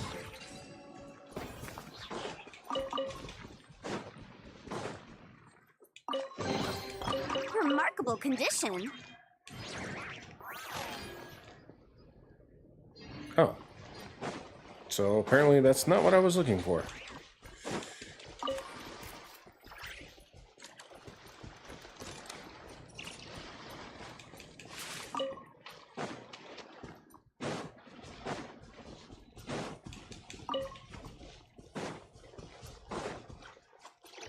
Or was it?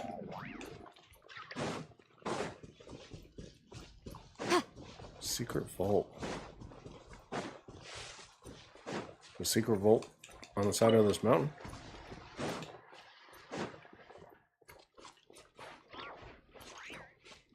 How about we explore the area ahead of us later?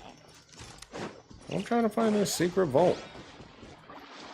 Vault.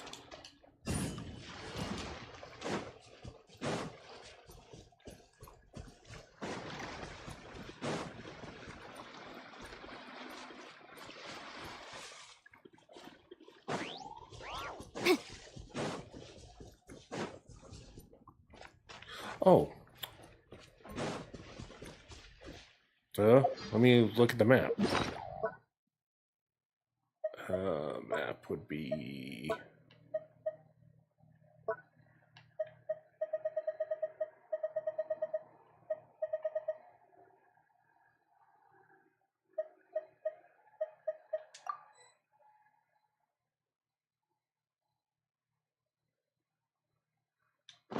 Oop.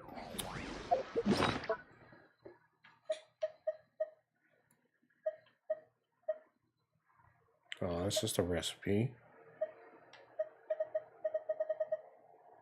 Okay, it's none of those. Okay, it's not in there.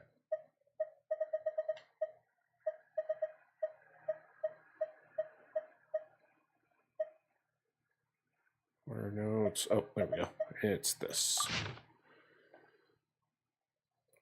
So it's where it first swoops. So right. How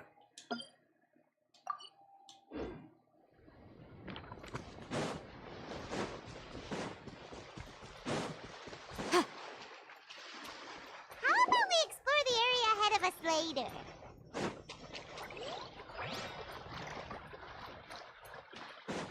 Oh, is that it?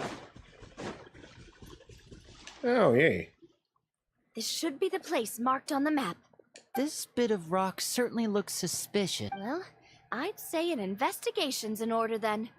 Plus, if all else fails, we can just blow it up. Oh, looks like we blew it up. Wow, you really meant that. Before you lies a serene stretch of open water, its surface shimmering a brilliant shade of sapphire blue. Well, guess this means it's time for a swim.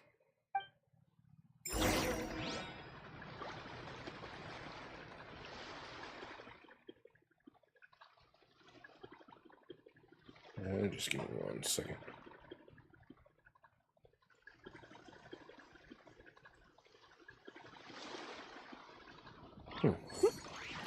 Okay, go further in. Oh, so we gotta dive on down.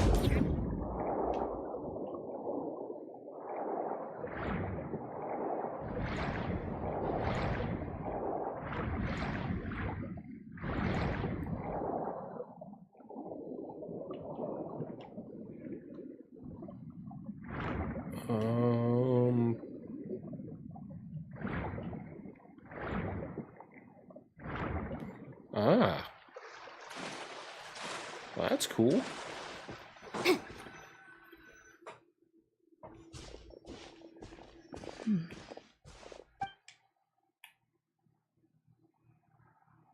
Oh, what's the matter? It's nothing. As you step into the cave, you find yourself in an eerily quiet space. Before you lies a narrow passageway that appears to trail off endlessly into the distance.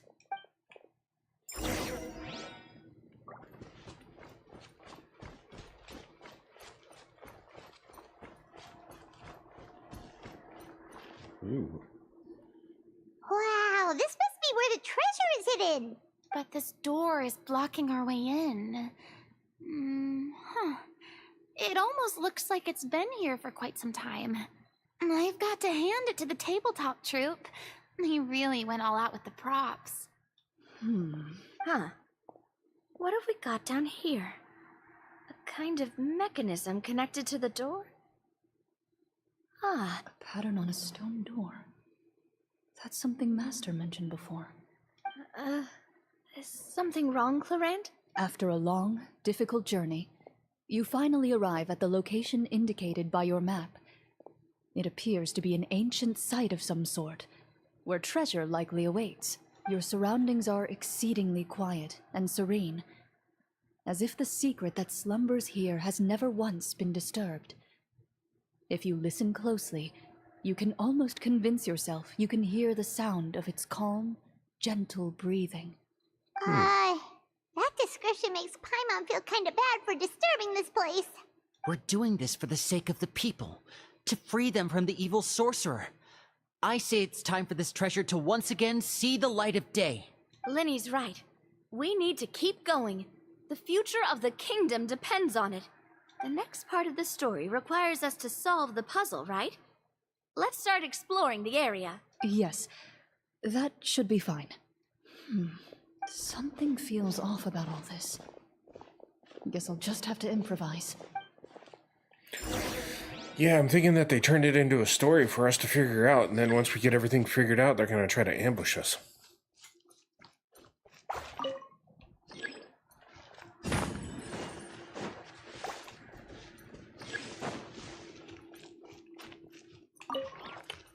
Oh.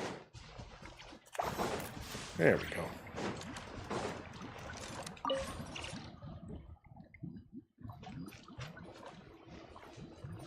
I found something. Found something here, too.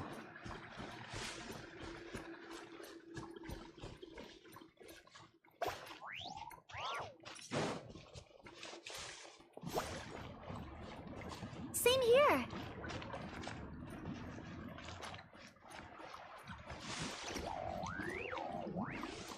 Yeah.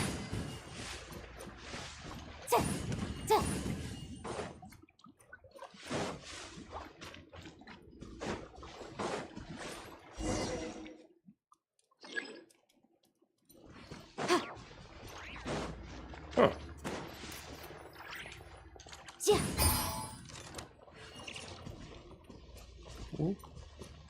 Okay.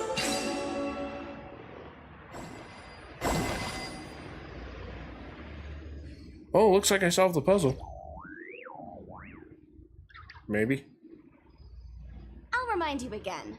The law can be both a help and a hindrance.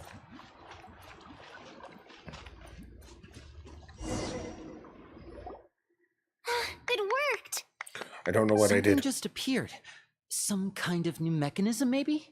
By solving the puzzles, you prove yourselves worthy of inheriting the secrets of the past. At the end of each puzzle, you're rewarded with... With? A key. Oh, it must be the key to the big door. Huh? This is one of the Marechaussee Hunter keys that are passed down from generation to generation. It looks just like the one Master passed down to me. It is said that 4 keys in total are required to form the final, complete key. And it seems like we just collected 3 of them. That must mean... Huh? What's wrong? You hear a few strange noises. Suddenly, all the torches in the ruin go out at once. Uh-oh. Yep. Huh? What's going on? Did we fall into another trap?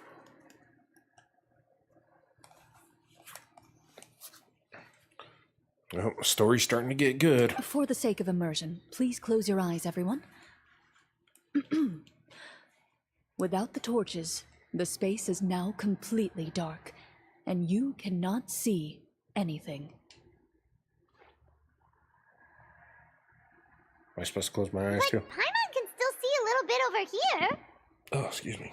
Oh, right. Sorry. Suddenly, you hear the sound of footsteps pierce through the darkness. There's someone else here? Oh, this is so unsettling. I can't see anything. I've been discovered then. Wait, that voice, it's... You recognize the voice as belonging to the guard who led you to this place. It appears he now covets the treasure for himself and has come to stake his claim. Yeah, I told you it was a trap. Oh, so this is just part of the script. Then I can probably relax. Well, if we can't see anything, that means we can't fight to the fullest of our abilities. Should we retreat for now? Judging by the way he's holding his sword, he must be a real Marashose hunter. But this isn't part of the script.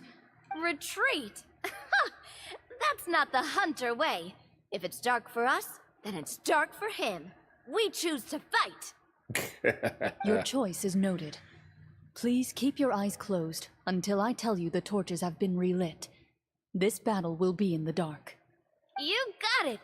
Well then, let us begin.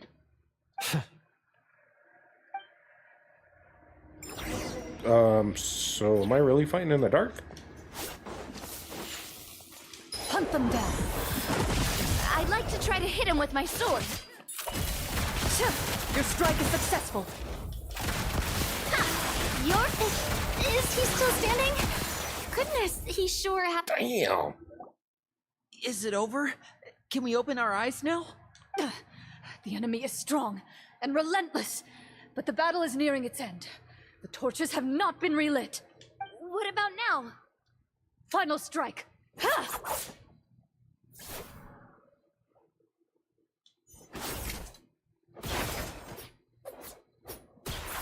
Damn. Okay. Oh, well, did we get him? Glorian? Warm fire flickers across the walls once more. Your vision is now clear. In an impressive display of courage, the four of you successfully defeat the uninvited guest. That look in his eyes. It's like he became an entirely different person as soon as I defeated him. Huh? Mr. Florian? Oh, wait. We're supposed to be role-playing. I should stay in character. Speak your name, guard. Why did you lead us here just to betray us? Is this treasure really more important to you than bringing peace to the kingdom? What kingdom? What peace? Those were nothing but lies! I, Florian, am a true Marashose hunter, descended from hunters of ages past. So he's also using his real name. Or, wait, was that the name of his character from the very beginning? Then I'm even more confused.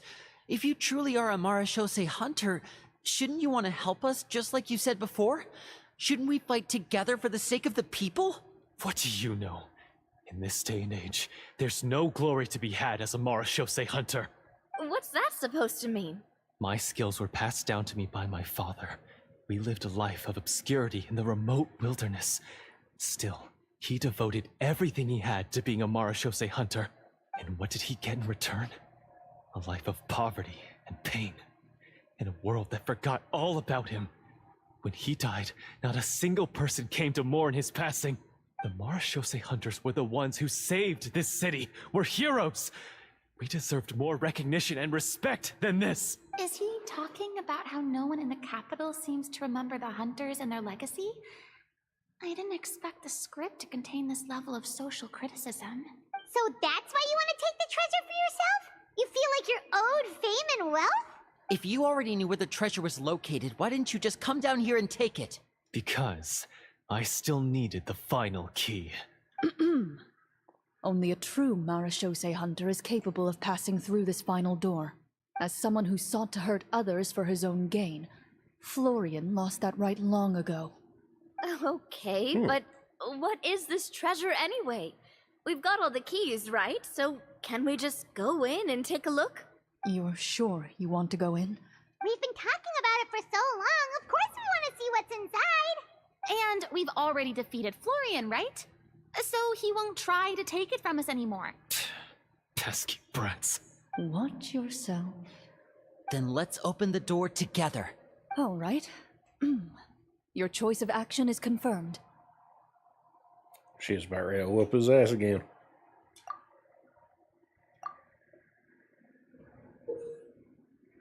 Before you, the door to the treasure, sealed and undisturbed for more than 100 years, finally swings open. You hear the shrill wail of the door hinge as it rotates for the first time after years of disuse, almost like a sleeping giant letting out an extended yawn. You get the impression that the secrets buried behind this door might be just as heavy as the sound you just heard. There's probably nothing in there. Come on, let's go in. Paimon wants to see what's inside. Ooh, me too. Oh, jeez. Ugh, uncovering hidden treasure is the most exciting part of adventuring. What do we have here? Uh-huh. A stone tablet? And some shabby weapons? You call this a treasure vault? Looks more like an abandoned warehouse. Maybe the troop ran out of budget at the end? They provided a super immersive experience at the beginning only to drop the ball at the most important part. They could have at least filled this place with cardboard Mora or something. Wait, I get it now. Paimon, this is the real Marachose Hunter treasure. Huh? This is it? The Marachose Hunter treasure is just a stone slab and some broken swords? I can't believe it. I refuse to believe it! Whoa, are you okay? Oh.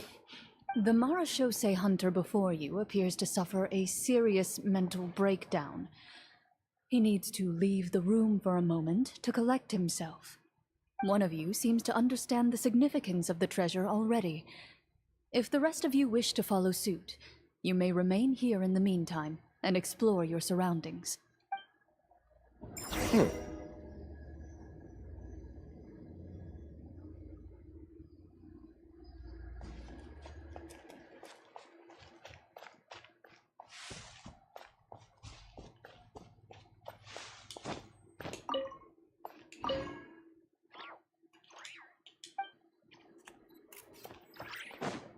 Ooh, sweet. That actually works.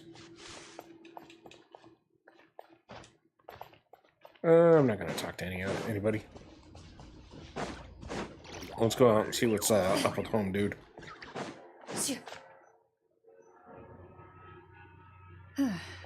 So, how are you doing? Feeling any better? What just happened? Do you remember how you got here? Or what happened to your body just now? I remember now. I brought you here because I wanted to... The explosives in the cave! You mean these? Huh? How did you... I could tell something was off the moment I stepped into this cave, so I kept an eye out. I've already dismantled the whole thing. So the strongest champion duelist in all of Fontaine saved the day once again. Guess I shouldn't be surprised. It would seem your skills as a Marachose hunter are as sharp as ever. I deserve some answers, don't you think? Tell me why you wanted to lure me here. Everything you said earlier sounded like the truth. Luckily, your monologue was dramatic enough to convince my friends you were just role-playing. I don't know. I just always felt like there was something in my heart that didn't belong to me. Something agitated and angry. Who knows? Maybe it was my own anger all along. I could never really tell. Oh, I thought he was like possessed or The something. feelings about my father and the other Marachose hunters are real. It just wasn't fair. I was angry, bitter that no one remembered them or praised their accomplishments. I don't know when it started, but at some point, my anger came to completely consume me. At that point, I remembered the legend my father used to tell me. The one about the treasure. But if the treasure was all you cared about, why plant all those explosives? Wouldn't they just destroy the treasure and bury you along with it? I can't remember. My head is a mess. It felt like there was this voice telling me to eliminate the hunters, but now it's gone. From your description, I suspect you were dealing with a Devorator. Devorator? Oh, your master... your father, I mean, never talked about it? It was a kind of monster that was active several centuries ago. No, I've heard of it. I'm just not sure why you suddenly... Wait, it can't be. The seal! The seal? My family has served as Marashose hunters for many generations. But the title and swordsmanship weren't the only things passed down over our line. There was a seal as well.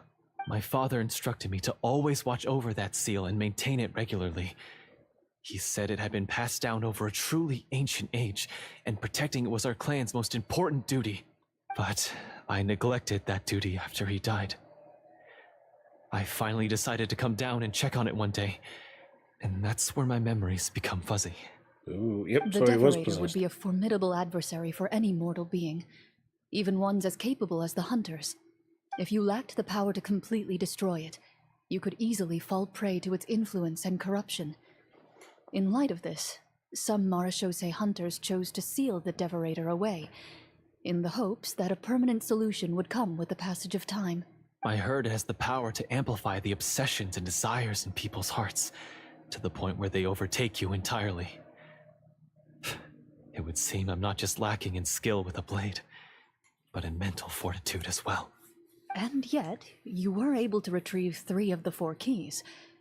If I remember correctly, each was entrusted to a respected and capable hunter. How did you manage it?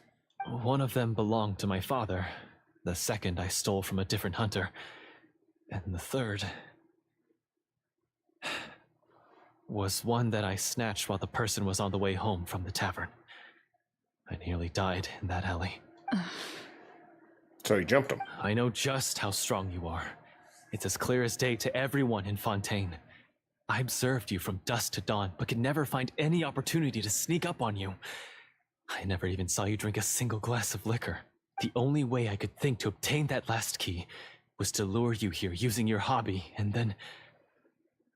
Oh, I get it now. That monster, it wanted to bury you here alongside the treasure. I won't comment on anything else, but the script was good. Well, I did pour my heart and soul into it. The stories my father used to tell me about the glory of the heroic Marashose hunters and how they came to be forgotten. It's more than just a story. Huh? You're proud to be a hunter. You're still holding onto that part of yourself, no matter how small. I have done so many despicable things. I have nothing to be proud of. Then explain the purpose of the evil sorcerer in your story. Isn't he the true antagonist? The one who sought nothing but his own gain, and used the people as pawns to attain it? In your heart of hearts, he was the one you truly wanted to defeat. But I've already tainted my sword. I no longer have any right to... Wake up, Florian. Remember how you introduced yourself earlier. Do you really think the hunters acted out of a desire for honor and glory? Or to be loved and acknowledged by the people? What did your father teach you about our order? You do not wield your sword for yourself, but to protect those you serve. There's nothing special about a blade. It's the intentions of the wielder that matter above all else. Do you still not understand? Even after seeing the treasure for yourself? The contents of that room, they represent the true legacy the hunters left behind. You're right. I am a Marashose hunter. It's time for me to redeem, no, to finally serve the people I vowed to protect all along. I wouldn't be so quick to push aside the need for redemption. I know. That's a charge I won't bother to defend myself against. Good. Then, come with me, and help me see the script through to the end. Huh? See the script through to the end? But there's no more script left. Never finished it, huh? No, I mean, I wrote the script with the sole purpose of luring you all here. There was no reason to write beyond this point. Then we'll just have to keep writing it. The evil sorcerer still needs to be defeated. You mean the Devorator? Are you saying I have to make up the rest of the script as we go along? Is that really so hard? You've already written most of it. Surely you can write an ending where the hunters win and justice prevails. I'll be there to help you too. You aren't afraid your party will fall into danger? I know what my friends are capable of, and they're all quite skilled. Besides, I need their help. Then, are you going to tell them the truth about all this? I don't intend to spoil the fun. Sometimes, protecting dreams and fantasies is more important than exposing the truth. Don't you think? Okay, so now we gotta go fight this devourer thing.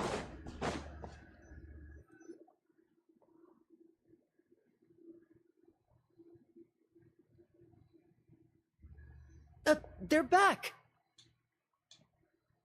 That took a while. Ahem! My fellow Marashose hunters, please forgive me, for I have sinned. Tone it down. Sorry. After crossing swords with you and witnessing your courage in battle, I've rediscovered my true self and regained my pride as a Marashose hunter. Oh, do I smell a redemption arc? I confess, I was brainwashed by the evil sorcerer. He asked me to lure you here so he could bury you in this cave. That little... Wait, you're saying all of that wasn't you, but the evil sorcerer? That's right. He's adept at manipulating the hearts and minds of the people. I fell under his influence because I did not possess a strong enough sense of will. Huh! And how are you going to prove that you're a changed man?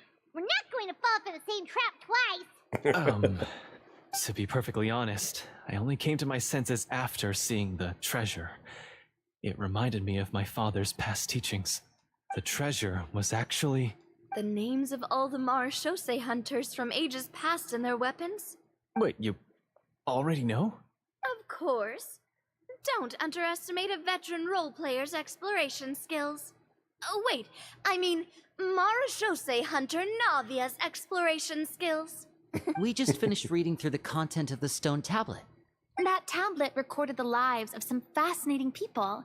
For example, this Marashose hunter called Est. She inherited the responsibilities of the Golden Hunter and passed judgment on many people. But in private, she had a very easygoing personality. Her favorite pastime was singing and dancing with her friends, and she was said to have a beautiful voice. So, she was just like you. Oh, you really think so? Well, when you put it that way, I suppose I also have a few things in common with this Walter. Working as an executioner, he supposedly used a countless number of tricks to confound his enemies in battle. Oh, if only I could have seen the feats of magic he pulled off back then. Their lives were all so exciting. You could write so many cool books about their accomplishments. How could they have all been forgotten? Because they chose to be. To hunt monsters that only appear in the shadows, you must also operate in the dark. To be a Marashose hunter is to willingly give up on wealth and fame. Then this stone tablet must have been left behind by their companions. That's right. Few Marashose hunters ever revealed their identity to the public. They always protected the city from the shadows. The only time they spoke of their accomplishments would be at night, when they gathered with their fellow hunters in front of the bonfire to share stories of the monsters slain by their hand. So, this tablet was created not so that the hunters would be remembered by the people, but so that they would be remembered by each other. No wonder this place was so well hidden. You regard the stone tablet in solemn silence. The names of your comrades etched onto its surface serve as a reminder that you are never truly alone. The tablet proves that, although a hunter walks a shrouded path, it is not a solitary one. There will always be those who walk beside you, a fact that remains as true today as in ages long past. Their legacies shall continue to be passed down from generation to generation, as everlasting as the stone onto which their names are carved. Father, you once told me that I should seek out the treasure if I ever became lost. So this is what you wanted me to find. Oh. Thank you, my friend. You are very kind. I implore you, everyone, please give me a chance to make up for all I've done. Allow me to fight alongside you and defeat the evil sorcerer that threatens the peace and prosperity of everyone in this kingdom. Well, I say we let you join. Sounds good to me too. Everyone makes mistakes. What matters is what you do to make up for them. I have no objections, but Mr. Florian, do you even know how to defeat the evil sorcerer? When he took over my mind, I gained some insight into his thoughts. Every time I thought of the treasure, he reacted with a strong sense of fear. Huh? He's afraid of the treasure? But there's nothing here except some broken weapons and the stone tablet. What if the secret's hidden inside these weapons? GM, permission to investigate.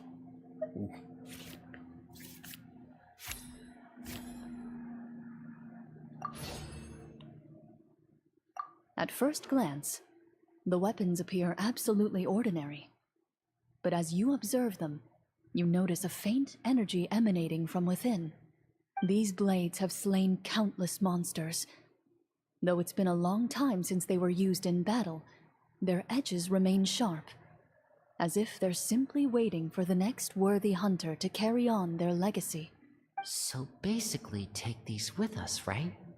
I'll take this weapon, since it used to belong to Est.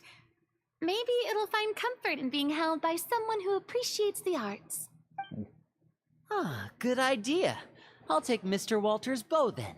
From one archer magician to another. Paimon's gonna pick a cool weapon too!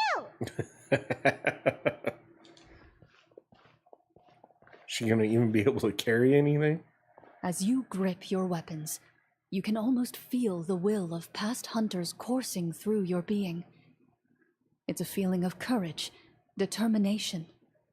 A silent vow passed down from generation to generation that says, eradicate the monsters, no matter the cost.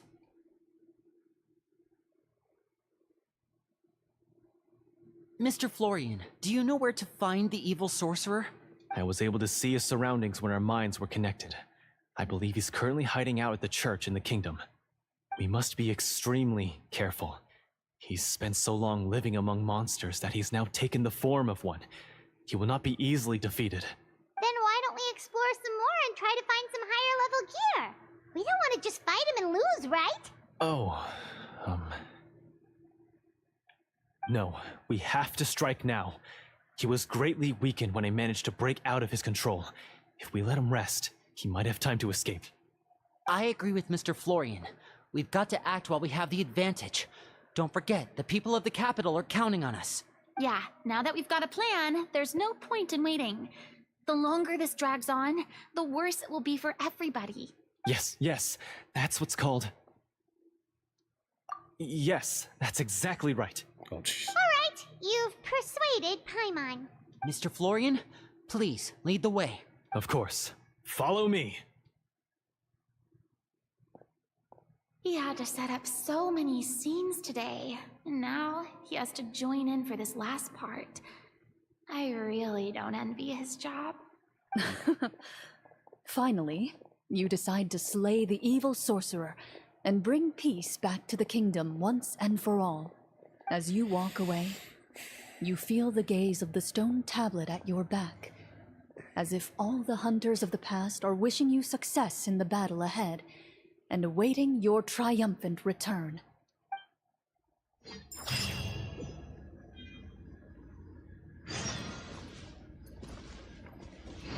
Ooh, okay.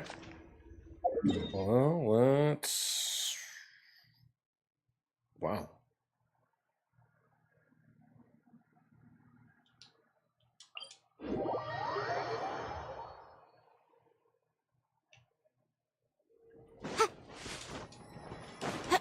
Alright, let's go fight this monster.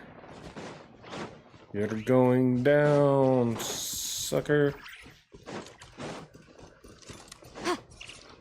If I even fight. Finally, you arrive at the church Florian described. As you approach, an ominous aura surrounds you. You get the sense that your enemy is close at hand. It's that squirrel. How strange. This uneasy feeling seems so real. How did they manage that? Now, It is time for the final battle. Let's go.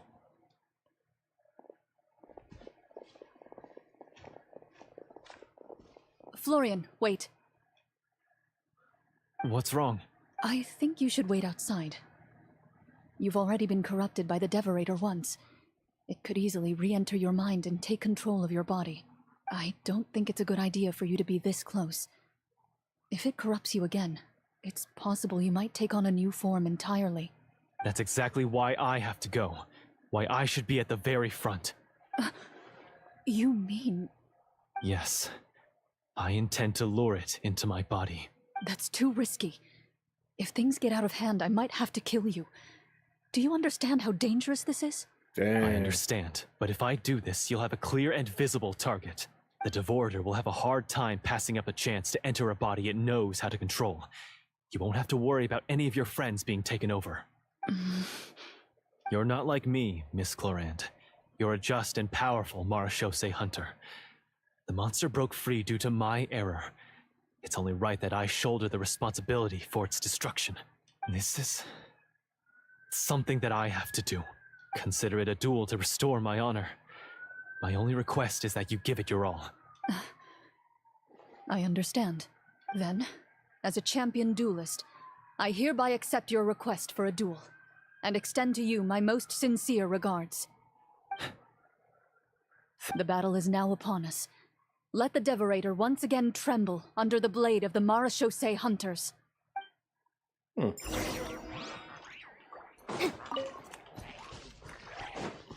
Okay, I'm gonna let those hilly trails dance around that thing. It didn't seem like they noticed me, but I gotta be careful of that squirrel.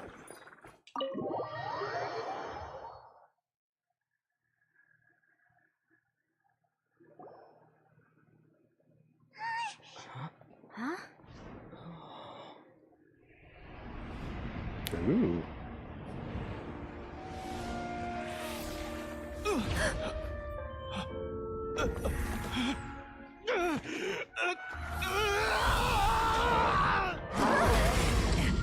Oh, wow. Yeah, it definitely took on a new form. So lifelike!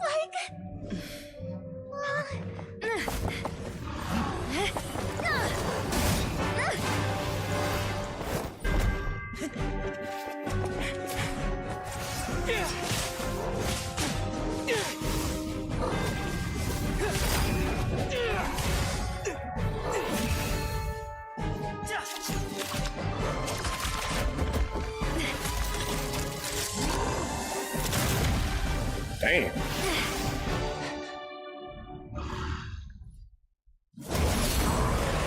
Why is nothing working? This foe is not invincible. You hold the treasure, the power to defeat it, in your own 2 hands. The treasure? You mean... the names. It's the Marachose hunters' names. How are we supposed to... You forget, Paimon? There's still one skill we saved until the very end. Hunters fight not for fame, but to aid the people whenever they are summoned.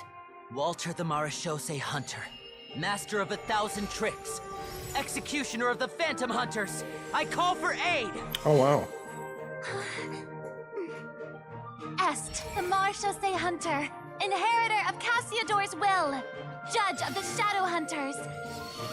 Answer my call! Huh. Petronia, protector of justice and order. The hunter I respect the most. Thank you for saving my friend, the best one I'll ever know. Please, lend us your strength.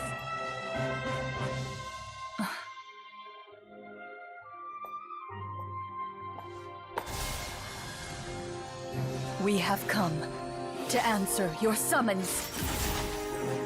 Huh.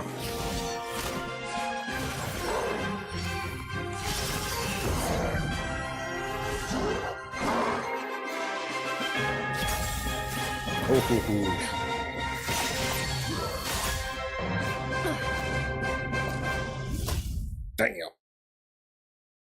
And so, the monsters were eradicated, and the sorcerer was defeated. Peace soon returned to the capital. Those in the court, manipulated by the sorcerer, also recognized the errors of their ways.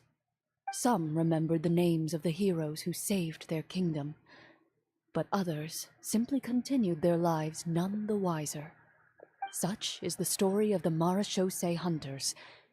They pursue the phantoms in the darkness and exterminate all who pose a threat.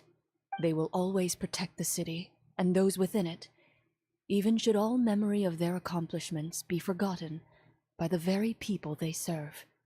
I am assuming we've finally reached the end of the script. Yes, you've reached one of the better endings. It's a pretty solid story overall. I thought it was just an ordinary adventure at first, but the further we got into it, the more impressed I became with the production and the plot. That final battle especially. All the effects were super realistic. Oh, right. Yeah, totally. That's a really good point. I never expected the weapons we picked up from that vault would have that kind of effect. Yeah, mine nearly scared the daylights out of me when it started glowing. I took a good look at it after we got out, but I don't think it ever lit up again. Oh, we should probably give these props back, right? I'll just leave mine here. Did you have a good time? Of course. Let me know if another script like this comes around. Sure, no problem. Then I'll head back for now. I think I need some time to fully digest everything that just happened. Once Mr. Florian is awake, please pass on my regards to him. He must be extremely exhausted to have passed out cold like that. You're right. He's had a lot to deal with. Well, see you all some other time. Toodaloo! She's probably the only one that doesn't know. Everybody else probably knows. Okay, so, can I ask now? I think it should be fine, yeah. What in the world was going on back there? So you saw through all of that? That time in the cave when you told us to close our eyes, it'd be weirder if we didn't notice anything. I was dying of curiosity the entire time. I mean, you did a pretty bang-up job of pretending nothing had gone wrong. Farina actually looked like she thought all of it was planned. Guess none of us wanted to be the one to break the illusion. What are you all talking about? Nope. Oh, wait. Don't tell me you never... Oh, jeez. This is all my fault. It's not too late to cover your ears. Here, partner, I'll do it for you. Bit late for that, don't you think? You're saying everything that happened back there wasn't actually part of the script? It's probably more accurate to say this was never a real scripted story to begin with. What? So loud. My head. Hey, you! Get up right now and explain yourself! Oh, jeez. No shaking, please! Oh, my head.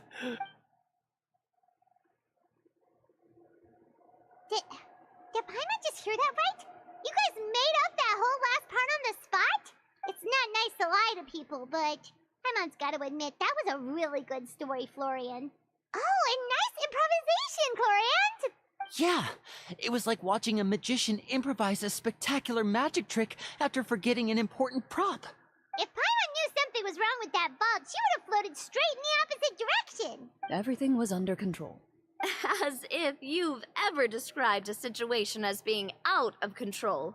I'm pretty sure any situation you consider to be easy to handle would scare a reasonable person half to death. Guess I'm just used to it. You must run into a lot of unexpected situations then. That explains why you're so good at coming up with things on the spot. As for you, Florian... I know there's no excuse for what I did. I'll turn myself into the guards at once, confess my crimes, and accept any punishment that comes my way. I would say you've already suffered more than enough. What? You may have been blinded by fame and fortune in the beginning, but your actions during the final battle had proven you to be a true Marachose hunter. You'll be far more used to the city above ground than below. Your job as a hunter is more important. But... Of course, you'll still need to take the keys and pay a personal visit to the 2 hunters you wronged. Prepare to accept any terms they give you as well. Yes, of course. As far as I'm concerned, though, your showing in the duel was enough to prove your honor. Then I'll do exactly as you said. I'll go return those 2 keys right now. Thank you so much, everyone. I'll do my best to prove myself worthy of the second chance you've given me. I swear this on my name and honor as a Marashose hunter. Yeah, unless those other guys Until we meet have again, everyone. some kind of penalty you gotta serve up.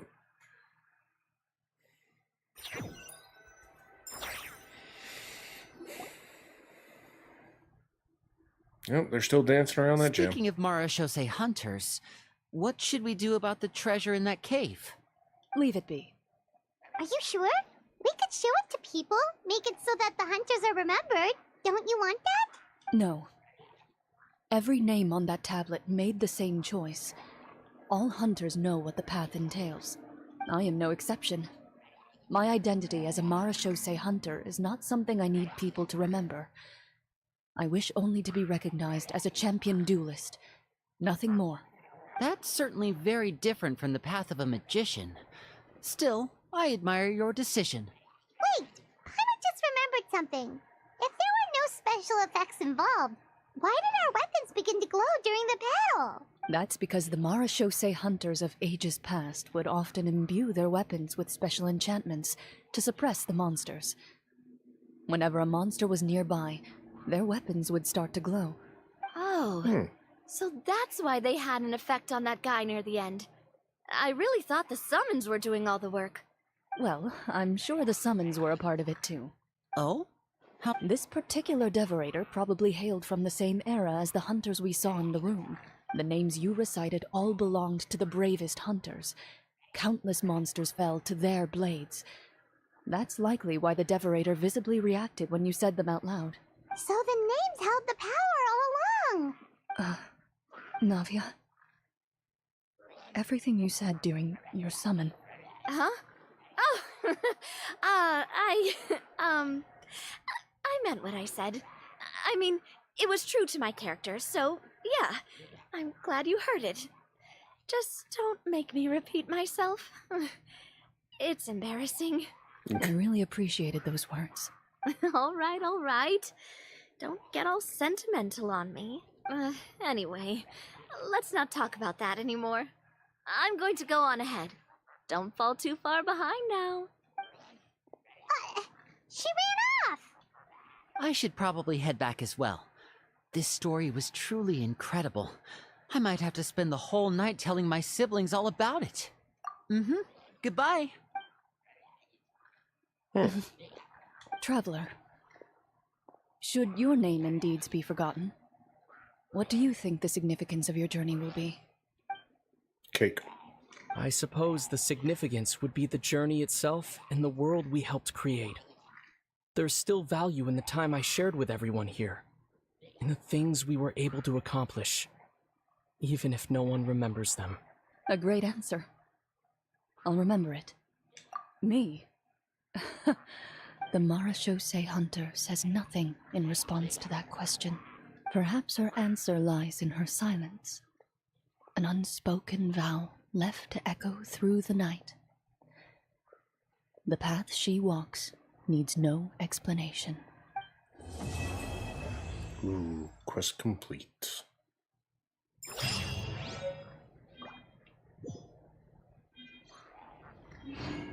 Nice.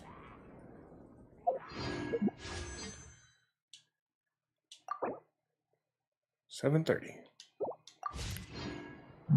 Nowhere even close.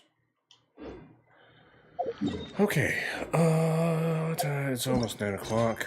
Actually, ooh, one more of these quests, and then, oh, crap. You know what? Let's go to Mondstadt. Yeah, I'm gonna go ahead and start wrapping it up. I'm gonna craft some condensed resin and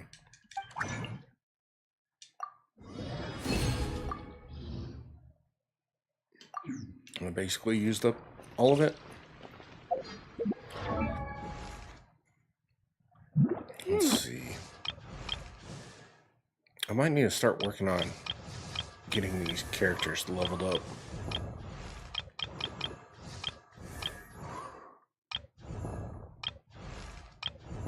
I don't even know if she's any good. Actually, I don't even remember seeing what story arc she was in.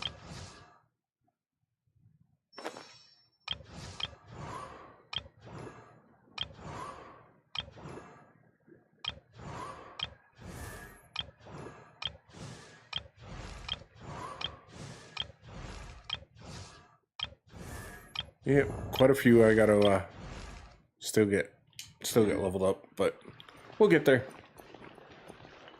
All right. No achievements. But it's Sunday. I kinda overdid it yesterday. Not playing, but having a few extra drinks that I probably shouldn't have, but I'm gonna go ahead and call it for tonight. I'll be back on tomorrow. We'll get some more of the we'll get that last quest done, and then hopefully that unlocks the other ones. But other than that, yeah, we'll just keep going. I think sometime soon they're supposed to be doing an update, so we'll just go from there. So, like I said, I've got a lot more to do. So. All right. Well, thanks for hanging out. I appreciate it. And hopefully you guys have a good night or good day, depending on where you're at. And I'll see you guys later.